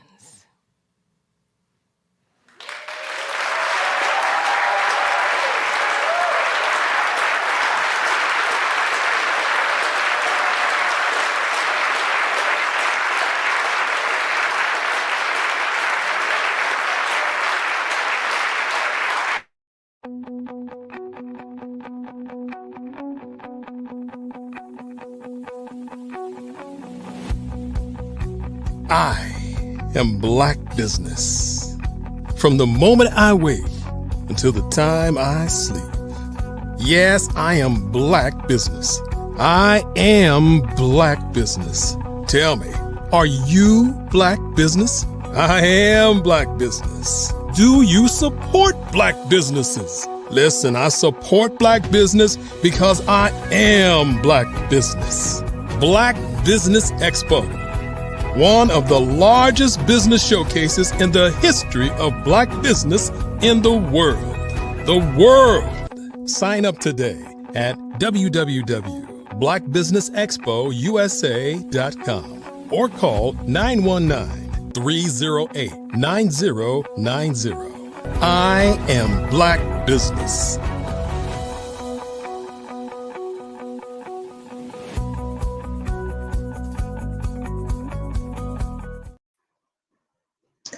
Good day, good evening, business owners, entrepreneurs, thought leaders, and corporations. Welcome to the Black Business Network. My name is Nikki Curry. I am your business moderator for the session of the Black Business Network. The Black Business Network is a 24-hour business network showcasing Black businesses, business owners, entrepreneurs, and thought leaders worldwide. We have speakers from North Carolina, London, Singapore, Africa, Japan, and cities all over the United States. The Black Business Network is a global community sharing business knowledge to empower, inspire, and educate businesses about business. Today, we are delighted to introduce to you Dr. Madeline Ann Lewis. Dr. Madeline Ann Lewis is President, CEO of the Executive Women's Success Institute, a 22-year retired Army veteran, international TEDx speaker, international best-selling author, creator of the online course, Crack the Career Code, Unlock the Amazing Power Within to Lead with Confidence, Charisma, and Credibility. She's also the host of Success for Women radio and TV show, and she's also a career strategist, trainer, and business consultant. She helps women progress in their career into upper management and executive level positions by providing them with a fast track yet comprehensive toolkit of life skills and abilities. She also helps female veterans who are transitioning out of the military into business entrepreneurship. Dr. Lewis has numerous awards and accolades. She just received the prestigious 2024 Presidential Lifetime Achievement Award. She also received the International Acquisition 2024 Excellence in Business Award and many more awards in 2023, 2022, 2021, and the list goes on and on and on. Black Business Network, it is with great pleasure I present to you Dr. Madeline Ann Lewis. And remember, genius is common. I'll meet you on the other side. Hello, Dr. Madeline. How are you? I'm doing well. Fantastic, fantastic. We will have you take it away. Thank you. Well, hello again, everyone. And I just have to tell you, as always, that I am a big fan of this network, which is why I have to also say that I'm always honored when I get the opportunity to be on this phenomenal platform. Now, I do have to ask you the question, and this is that question. Did you know that this platform shares information about business to help individuals look at what's next? And did you know that this is all information you can get in real time from individuals who have been there and done that, and individuals that are experts in their industry? Well, I tell you what, I, for one, am proud to be in the company of so many Black sisters and brothers from all around the globe, business owners who are so willing to share their expertise and provide so many resources to help others grow and move forward. And with all of this said, guess what? This is also a history-making platform. So before I get started, I would be remiss if I didn't take a moment to thank Dr. Eric Kelly III for allowing me to be a part of this groundbreaking history-making platform. Thank you, Dr. Kelly, for sharing this incredible vision, not only with me, but with the world. Thank you for being a visionary and encouragement and inspiration, and more importantly, for always being willing to share your expertise. Thank you for producing what is a one-of-a-kind platform. This is a platform that is not seen anywhere before. I mean, you have brought to the world what is recognized, what is being recognized as the greatest of all times. because this platform is changing the lives of people and businesses worldwide. Dr. Kelly, you can take pride in knowing you are leaving a legacy that future generations will be able to learn and build from. So again, I just want to say thank you.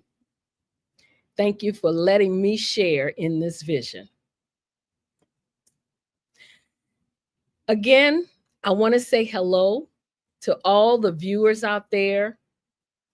I am Dr. Madeline Ann Lewis, President and CEO of the Executive Women's Success Institute, and I help women navigate through some of the obstacles that they may face when trying to reach the top rung of the career ladder. And I also help female veterans who are transitioning out of the military into business entrepreneurship. I help them to focus on a positive and successful mindset. So with all of that said, I want to talk about a topic tonight that I'm going to explore the transformative power of a positive and successful mindset. So let's dive into something fundamental, something at the heart of every accomplishment, every success story, and every dream realized.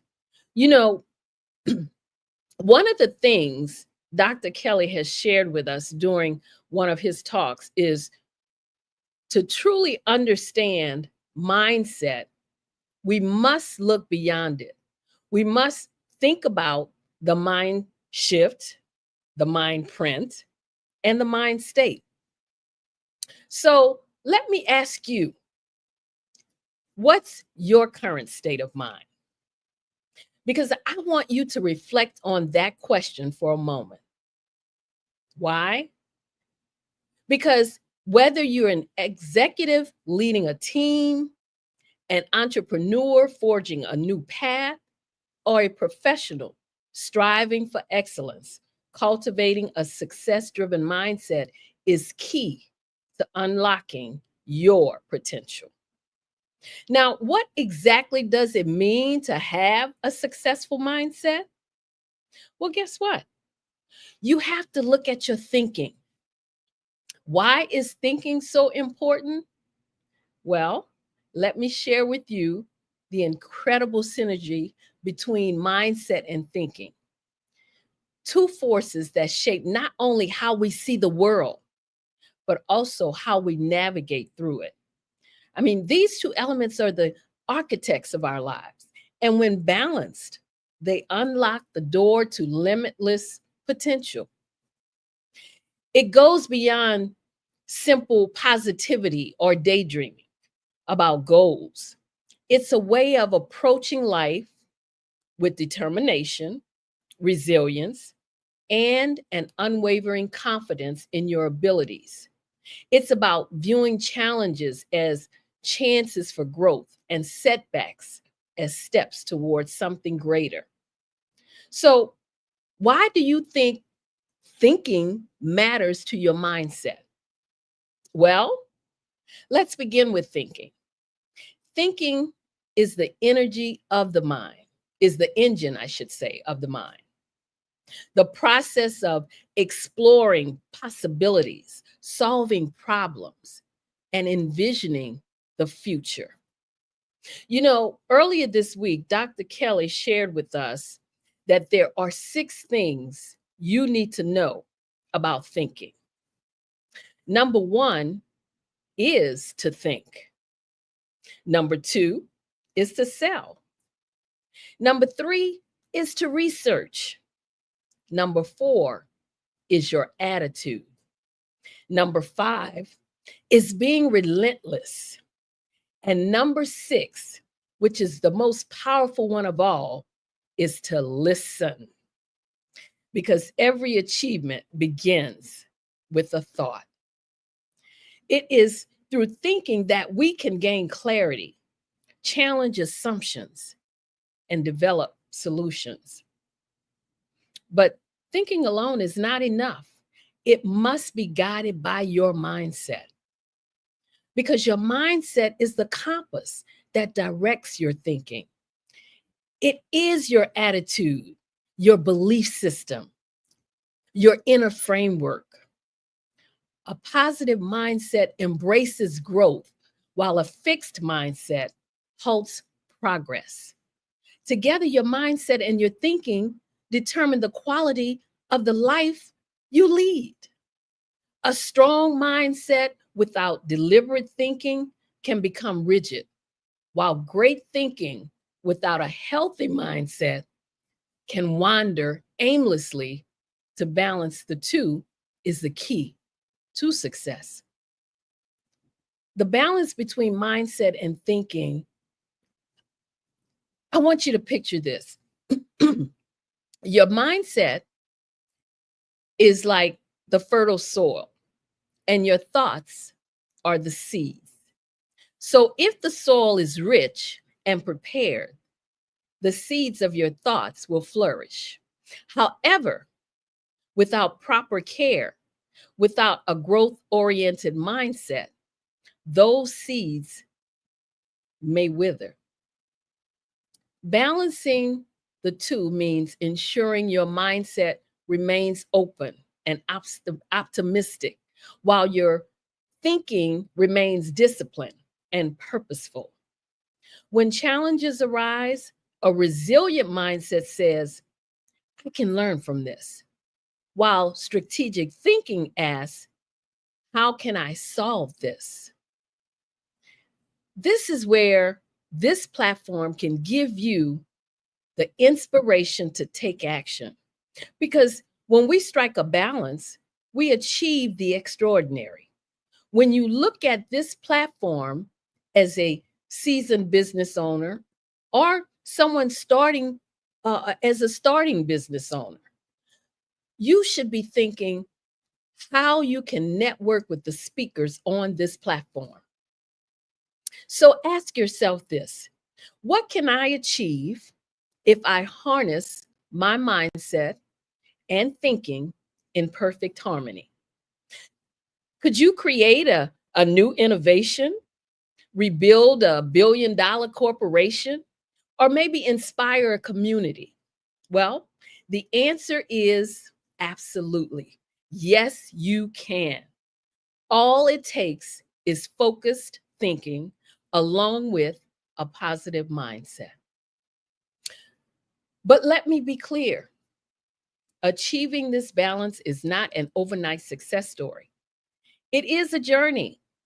There will be setbacks that test your mindset and moments of doubt that challenge your thinking.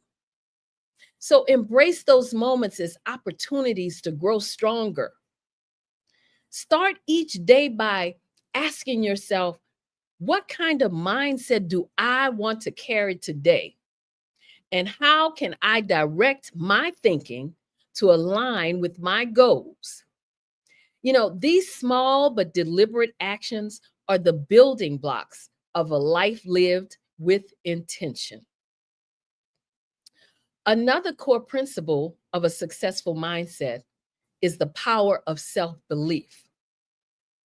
Whether you think you can or you think you can't, you're right. Because your beliefs shape your reality. If you truly believe in yourself and your capabilities, you're already halfway to success. Trust in your skills, your knowledge, and your capacity to overcome obstacles. Believe that you are worthy of success, and the universe will align to support you. However, self-belief alone, that's also not enough. A truly successful mindset also includes resilience in the face of adversity. The path to success is rarely easy. As I said, there will be obstacles, setbacks, and moments of doubt. But your response to these challenges defines your journey. Rather than Dwelling on failure or succumbing to self-doubt, choose to bounce back stronger. Treat setbacks as opportunities to learn, grow, and improve. Remember, it's not the fall that defines you, but the courage to rise again. You know, there's a young woman who spoke on this platform, and she shared something that I feel is very appropriate and maybe even profound. And what she said was, if you change the way you look at things, the things you look at will change. Now, I believe this perspective shift is at the heart of transforming our mindset and our outcomes. An essential part of cultivating a successful mindset is the courage to take risks and embrace change. Because comfort zones are the resting place of dreams, but success lies beyond the familiar. Stepping into the unknown, embracing uncertainty, and adapting to change are where growth happens. So don't be afraid to challenge the status quo, to go after your passions boldly, and to give it everything you've got. Remember, our time is finite. And by that, I mean, time is our most precious resource, and how we spend it directly impacts our path to success. I'm going to just pause here because I want to give you an example. I saw the movie, The Fire Inside. And this movie, to me, is a perfect example of what I'm talking about as it relates to mindset. It's about Clarissa Shields. And if you haven't heard of her, please make sure you Google her to find out. It's a part of our Black history. And I think a lot of us don't know about it because when I was sitting in that theater, I thought, dang, I didn't remember this. But anyway, this young lady, Clarissa, she wanted to be a boxer. She started when she was about 15 years old, going to this boxing center where she could learn how to box. Well, at first, the coach there, he didn't want to work with little girls. He only worked with boys. But she was persistent. She was relentless. She would run every day, jog from her home every day to this facility, to this gym, so that she could learn how to box, watch the coach teaching the boys. So, and she would, be in the background just doing what he was telling them to do. And finally, after being so persistent, even though he didn't want to teach girls, he finally started looking at her and he decided to teach her how to box. This young lady at the age of 16 was so good that he trained only her as a boxer. She went to the Olympics in China in 2012 as the only Black female, the first Black female boxer to win a gold medal for the USA. But here's the thing. She was from a impoverished area in Flint, Michigan. So her mindset, her self-worth, all these things were not where they could have been or maybe should have been because of her upbringing, where she was, the people that surrounded her. So when she won that gold medal, she thought that would be the answer to everything. That, when she got back home, yes, her whole town, they were behind her, supported her, but they also had the pressure on her every time somebody saw her. Wow, hey, what's going on? We don't see you on the Wheaties box. Why aren't you representing 90s in why isn't Nike sponsoring you?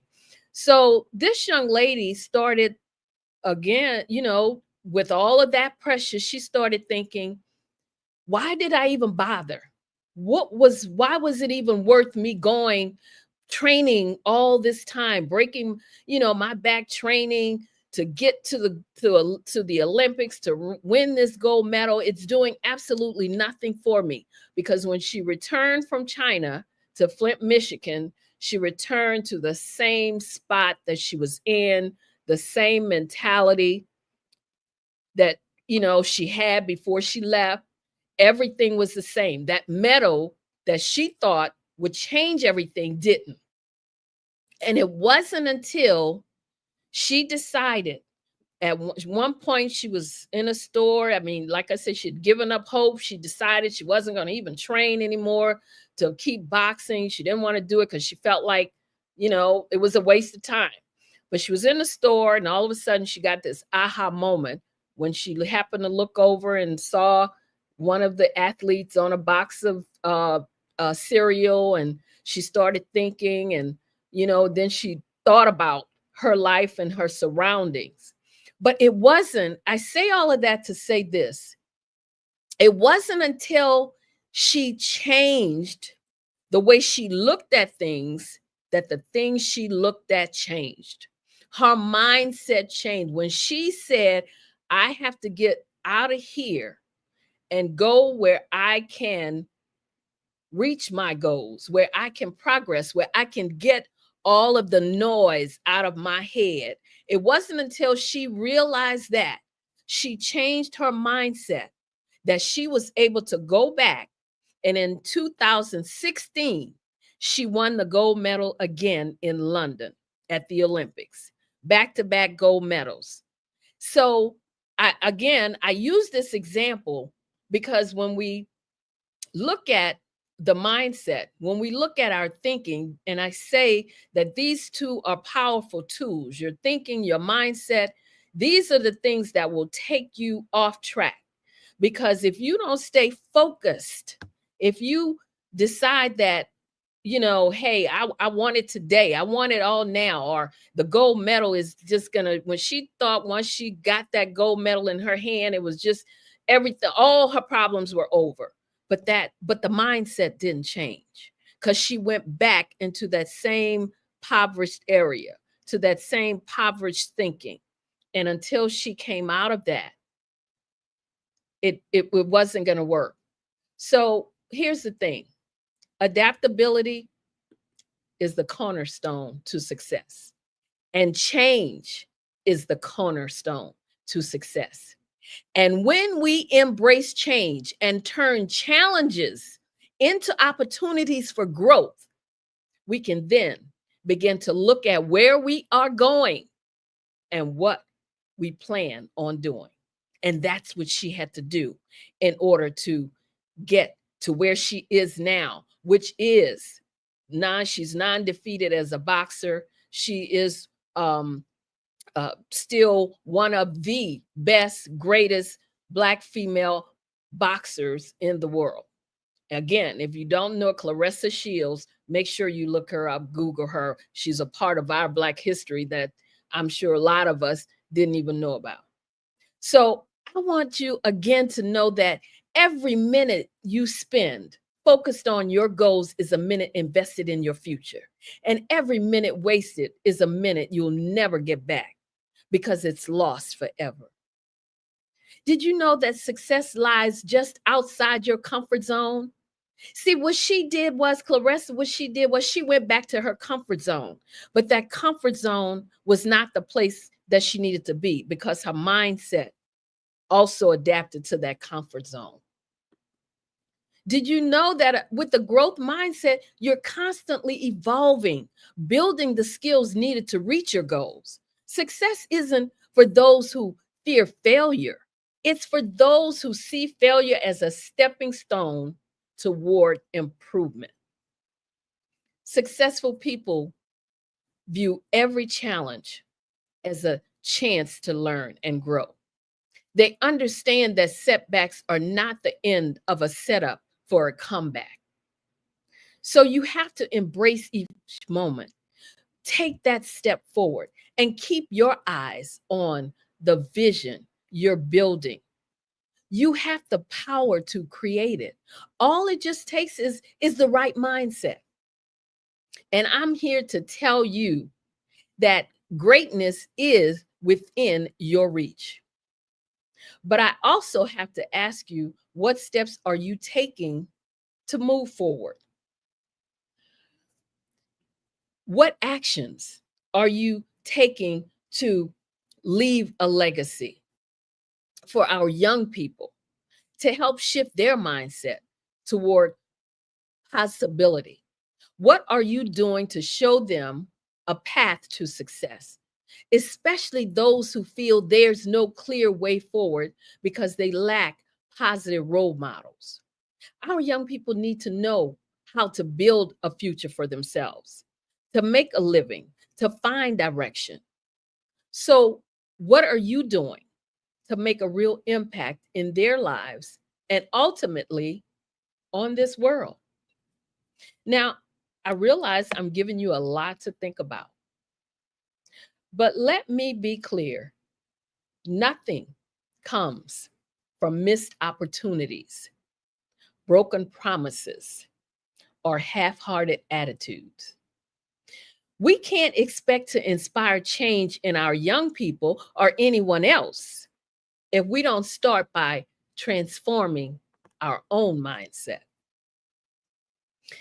And it all begins with believing in yourself, because self-belief is the cornerstone of any meaningful transformation.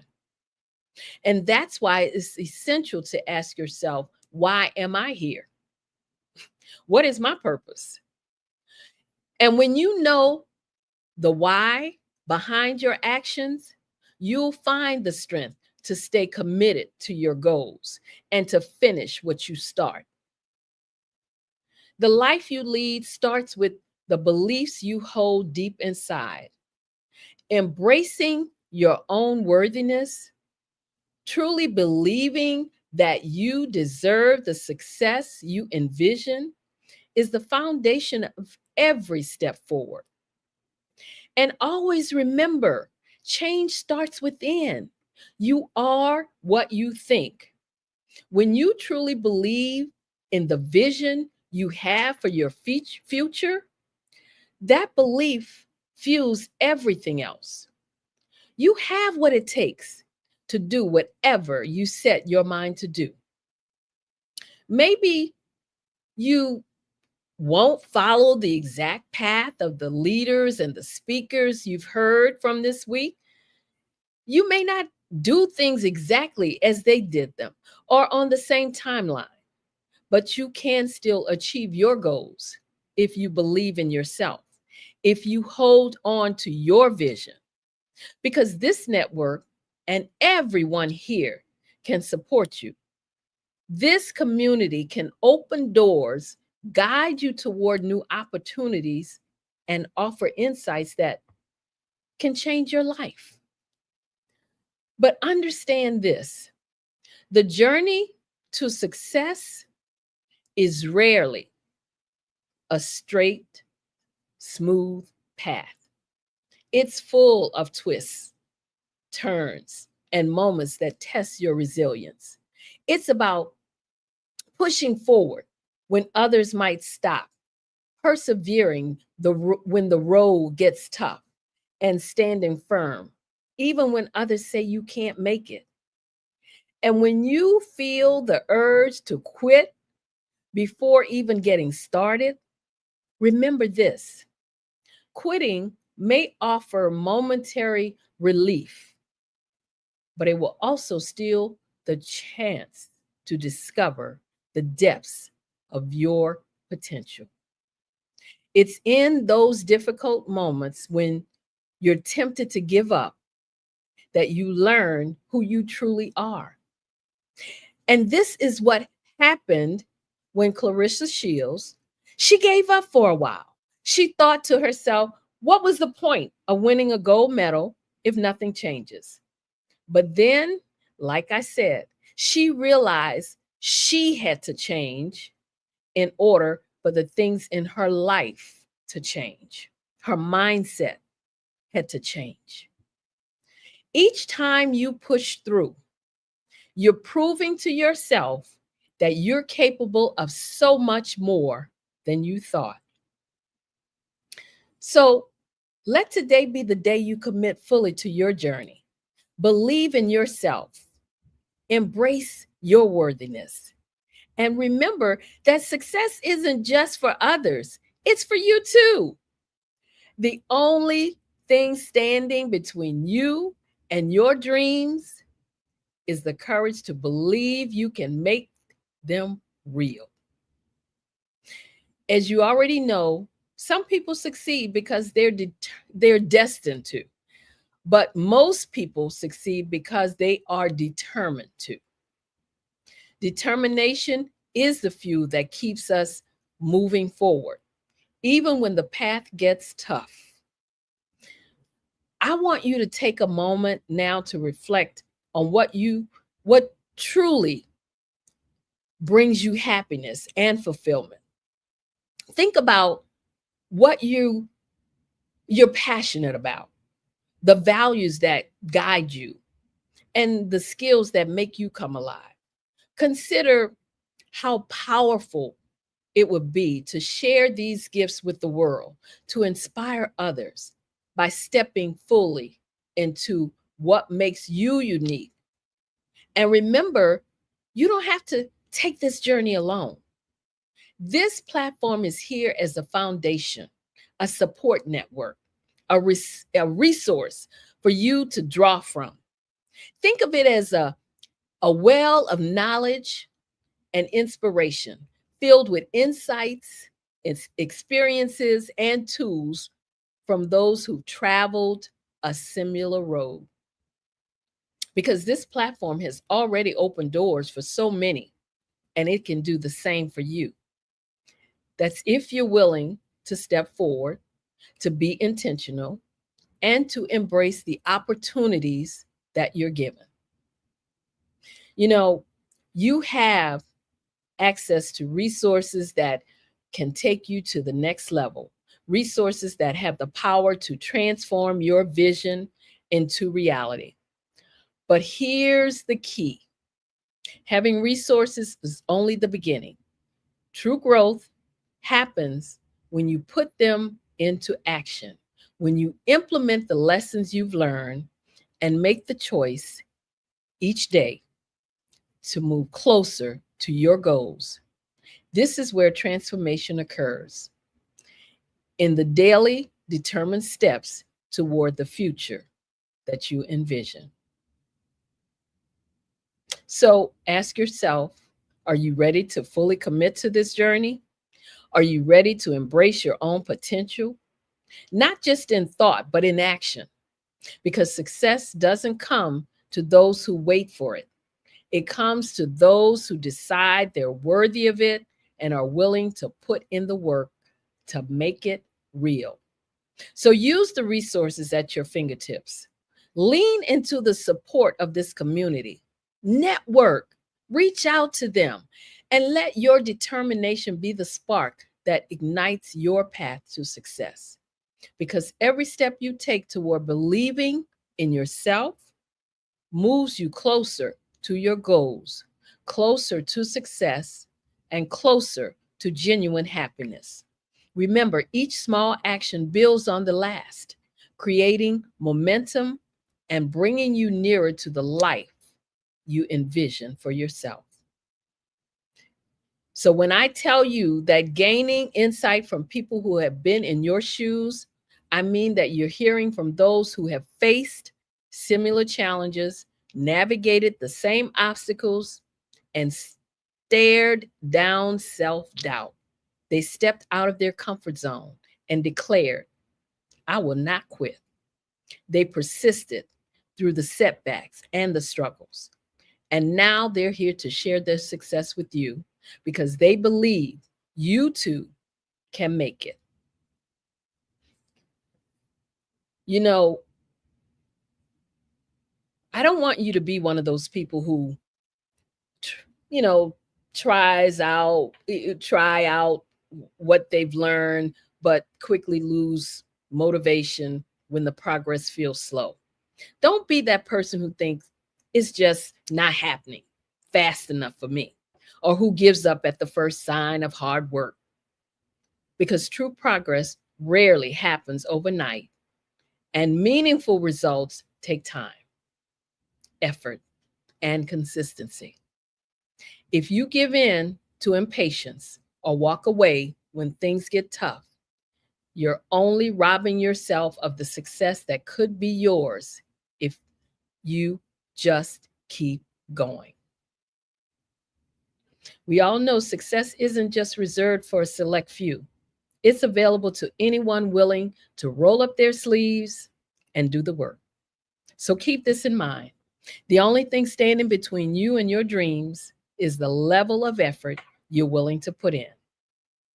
Each setback, again, is just a stepping stone. Each challenge, an opportunity to prove your resilience. Your goals are truly achievable. And let me assure you right here and now, they can and you can be done. You can achieve what you set out to do. The journey is not smooth, but the rewards will be great. I just want to let each of you know that you are worthy. You are capable. You should never give up on your dreams. So take the inspiration you gain here, put it into action, and don't look back. Every day, remind yourself that your goals are within reach, and with relentless determination, you can achieve them. I just want to thank you all for listening to me. I am Dr. Madeline Ann Lewis, President and CEO of the Executive Women's Success Institute. And if you would like to reach out to me, you can email me at info@exwsi.com or go to my website, www.exwsi.com. Thank you again for listening to me. It's been a pleasure.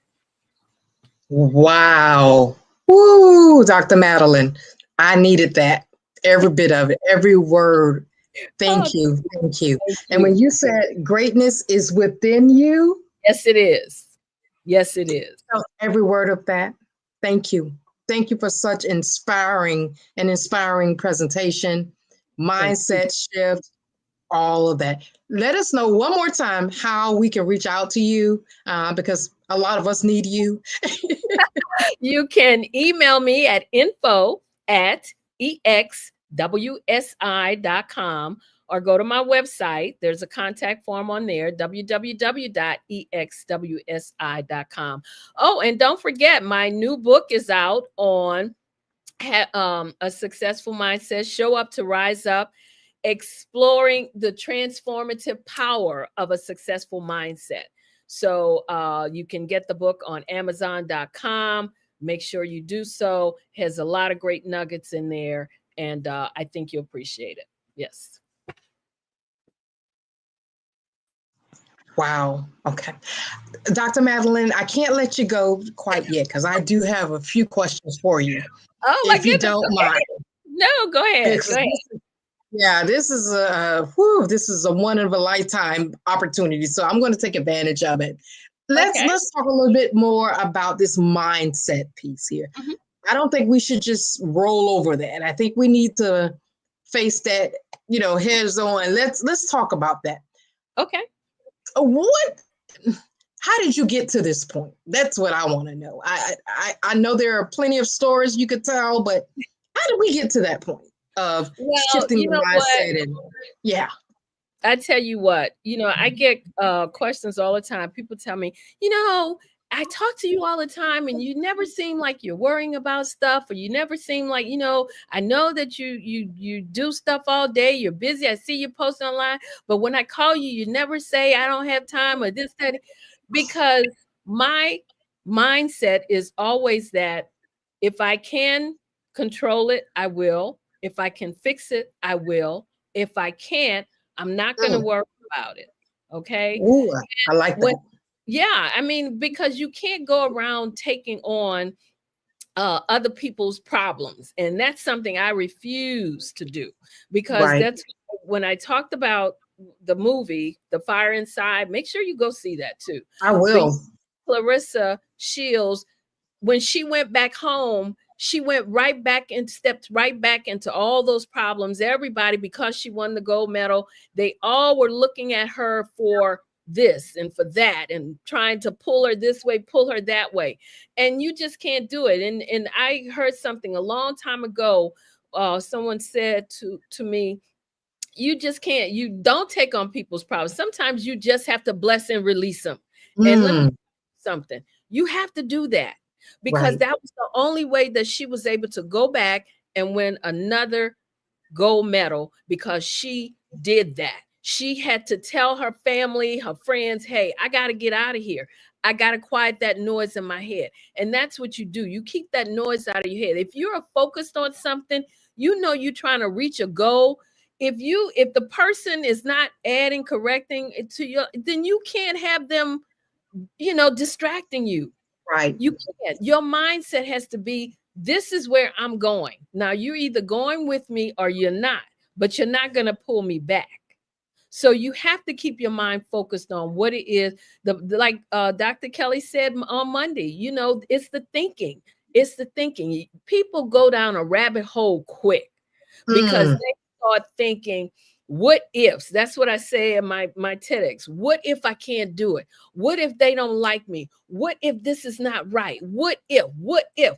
Well, why are you going there? Right. Why are you taking on that before you even started something you wanted to start? I remember a young guy I worked with years ago. He had a degree. He had a 4-year degree, and he was working at a clerk in our office. And so I asked him, I said, you have a 4-year degree. Why are you working as a clerk? Because you can, there were other things he could have been doing. I saw it in him. He didn't see it in himself, but I saw. So I asked him, and he said to me, his degree was in social, how they go out, what do you call the people that go out and help the ones? Social workers. Yeah, social worker. That's what his degree was in. But he said someone told him that degree was no good and it was not going to do anything for him. And I thought to myself, you spent 4 years in college getting that degree because it's obviously something that you had a passion for doing. Right. You let one person who probably never went to college or stepped outside of the 2 block out of it. Yep. Their own home tell you that your degree was not worth anything, and you listen to it. That's what I mean about people, going down a rabbit hole, letting other people change their mindset. It's like, if you're focused on something and you have a goal, you have to stay on that path, stay on that track. You don't let someone else, everybody has an opinion. And yes, I can listen to what you have to say, but your opinion is your opinion. Your opinion does not affect my goals or what I'm trying to do. Now, unless it's something that, it's valuable, like doctors say, if your value isn't valuable, if you can't add value to what I'm doing, then your opinion to me does not matter. That's right. And you have to look at it. That's the way you have to keep your mindset on a positive track. Keep it focused on what you're trying to do, the goals you're trying to reach. And you'll be surprised how people will try to tell you, oh, I wouldn't do that if I were you, but they've never done it. So how can they tell you they wouldn't do it? Right. Great. And then we listen to them. We will stop and listen to them and allow them to talk us out of it. Absolutely. Every time. Absolutely. And they have no credibility in that lane. None whatsoever. If you don't, like Dr. Kelly and I, sometimes we laugh about it. If you don't have a business, how can you tell me how to run a business?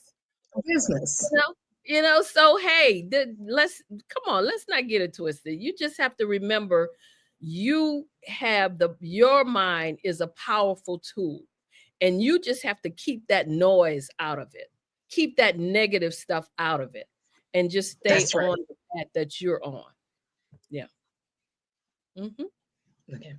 I want to segue into this next question. It's along the lines of mindset, but personal development. I didn't realize how important personal development really was. I mean, I've been a student and an advocate of personal development before I even knew what it was. At the age of 16, 100 years ago, I ordered the cassette tapes from Tony Robbins, and I've always been a student of that lane, of that space.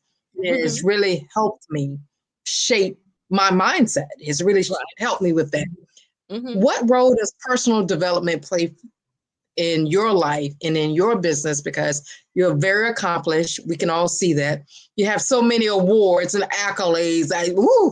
I mean, the page is full, and I know personal development has to play an important role in there somewhere. Talk to me about that. Absolutely. I think when I was younger, one of the things I found out really quick was that you have to be an expert in your field or in, whatever your endeavor is. You have to stay on top. You have to be an expert in it, because no matter where you go, if you look like me and you're going to be questioned about it. Somebody is going to want to, question you to see what your credentials are, or if you should be here, or if you should be teaching that, and so I learned that early on. And the fact that I was in positions where I always had to either train or go out and represent the organization or what have you. And I got that. I was always, there was always going to be that one person in the room that wanted to challenge. And so I learned early on that whenever I opened my mouth, I had to be on top of my game. I had to know that I know that I know that I know. That I know. Yeah, absolutely. Because like I said, there was always going to be that one person that was going to raise their hand and want to say, well, I thought that, or this is what, no, that's not what it was. But you just have to, when it comes to personal development or whatever your field is, whatever your area of expertise is, make sure that when you open your mouth, you know what you're talking about. And that you always go and show them or tell them, hey, no, this is what it is. I can show you where it's at,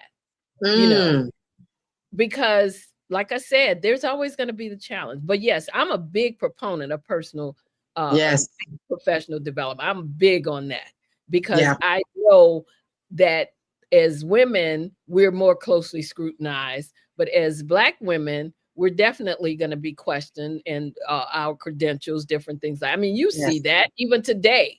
You can see it even today. I mean, look at what happened during the election. If you want to be real, look how the VP was questioned about her credentials, when we know she has the credentials, but they were questioned. And the only reason that was because, one, she was female, two, because she was Black female, so you just got to stay on top of your game. And professional development is definitely it. If you're in business or if you're a coach, whatever you do, whatever even if you're in a career and you're supervised over a team or whatever, I always used to say that I don't have to be an expert in every area, but I need to know a little bit about all of it. Yep. Well, I need to know a little bit about EEO. I need to know a little bit about HR. I need to know a little bit about finance. I need to know a little bit about all those things. But I also need to have networked so that I have a contact in each one of those areas. So when I get a question that I don't know, I can pick up the phone and call that expert, because I know where to go to get the information that I need. Right. I love that. And that brings me to my next question. It's a great segue. Before we were live on the platform, I was watching your TEDx, and I was thoroughly enjoying your talk. And I was like, oh, wow. She is such a charismatic leader. She's a visionary leader, all of that good stuff. And I study leadership on a high level. And thank you for doing what you do. Thank you for being a beacon of light and hope for us, especially women of color. I see you, and I want you to know that I do see you. Thank you. Talk to us a little bit about leadership, women in leadership. Do you think we are making strides in that space? Are we moving the needle at all? A little, but again, it's one of those things where when you walk into a room, when I say about being assertive, you have to be. You can't walk into that room and shrink back. You have, if you can't lead from the rear. I mean, you can't lead sitting in the back of the room. Right. You have to be, you have to be upfront and to let people, like I said, know that you know. So right. I think as women, there are some strides being made, but it's still not where it should be. There's still the, like I said, the questioning of our credentials. Whenever, and what I said about, a man will apply for a position when he has only 60% of the qualifications. But a female will look at that same posting and think, oh, I need to have all the boxes checked. Well, Right. no, you don't. If you can, it's like, I remember again, a long time ago in my career, I had a female to tell me I was applying for a position. And she told me, she said, when you put in for that position and you write it up, she said, you make it sound like you can walk on water. She said, because the purpose is to get to the interview because that is where you sell yourself. Right. She told me. And I never forgot those words. And she just don't, people tell me stuff and I retain it. Right. And that made sense to me because if I'm sugarcoating or lowballing what I've done, then I'm not going to even get to the interview. And that's what she was saying. That's why she put it like that. You make it sound like you can walk on water because you want to get to that interview. And that's what I tell the people, the women that I work with.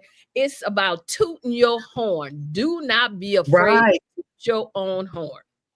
That's what I tell them. And that's what I teach. But Dr. Madeline, now you have to agree that takes a certain mindset, especially for women and then women of color. That takes a certain mindset. It's easier said than done. Absolutely. It really is. It does. But it's also like I go back to some of these movies where I don't know if you see the 688 when in the movie Kerry Washington, when the colonel tells her that he's going to bring a white soldier in to take over that unit. And she looks at him and she says, over my dead body. And it's like the confidence that she had, she was, I think at the time she was a major and of course he was a colonel. So she then after she said it, and when he turned around, she gave him the proper, with all due respect, but then she told him over my dead body. And see, the thing of it is you have to know that when you stand firm, you are standing firm on your right, on your rightness. You know that you have right on your side. So you don't shrink back.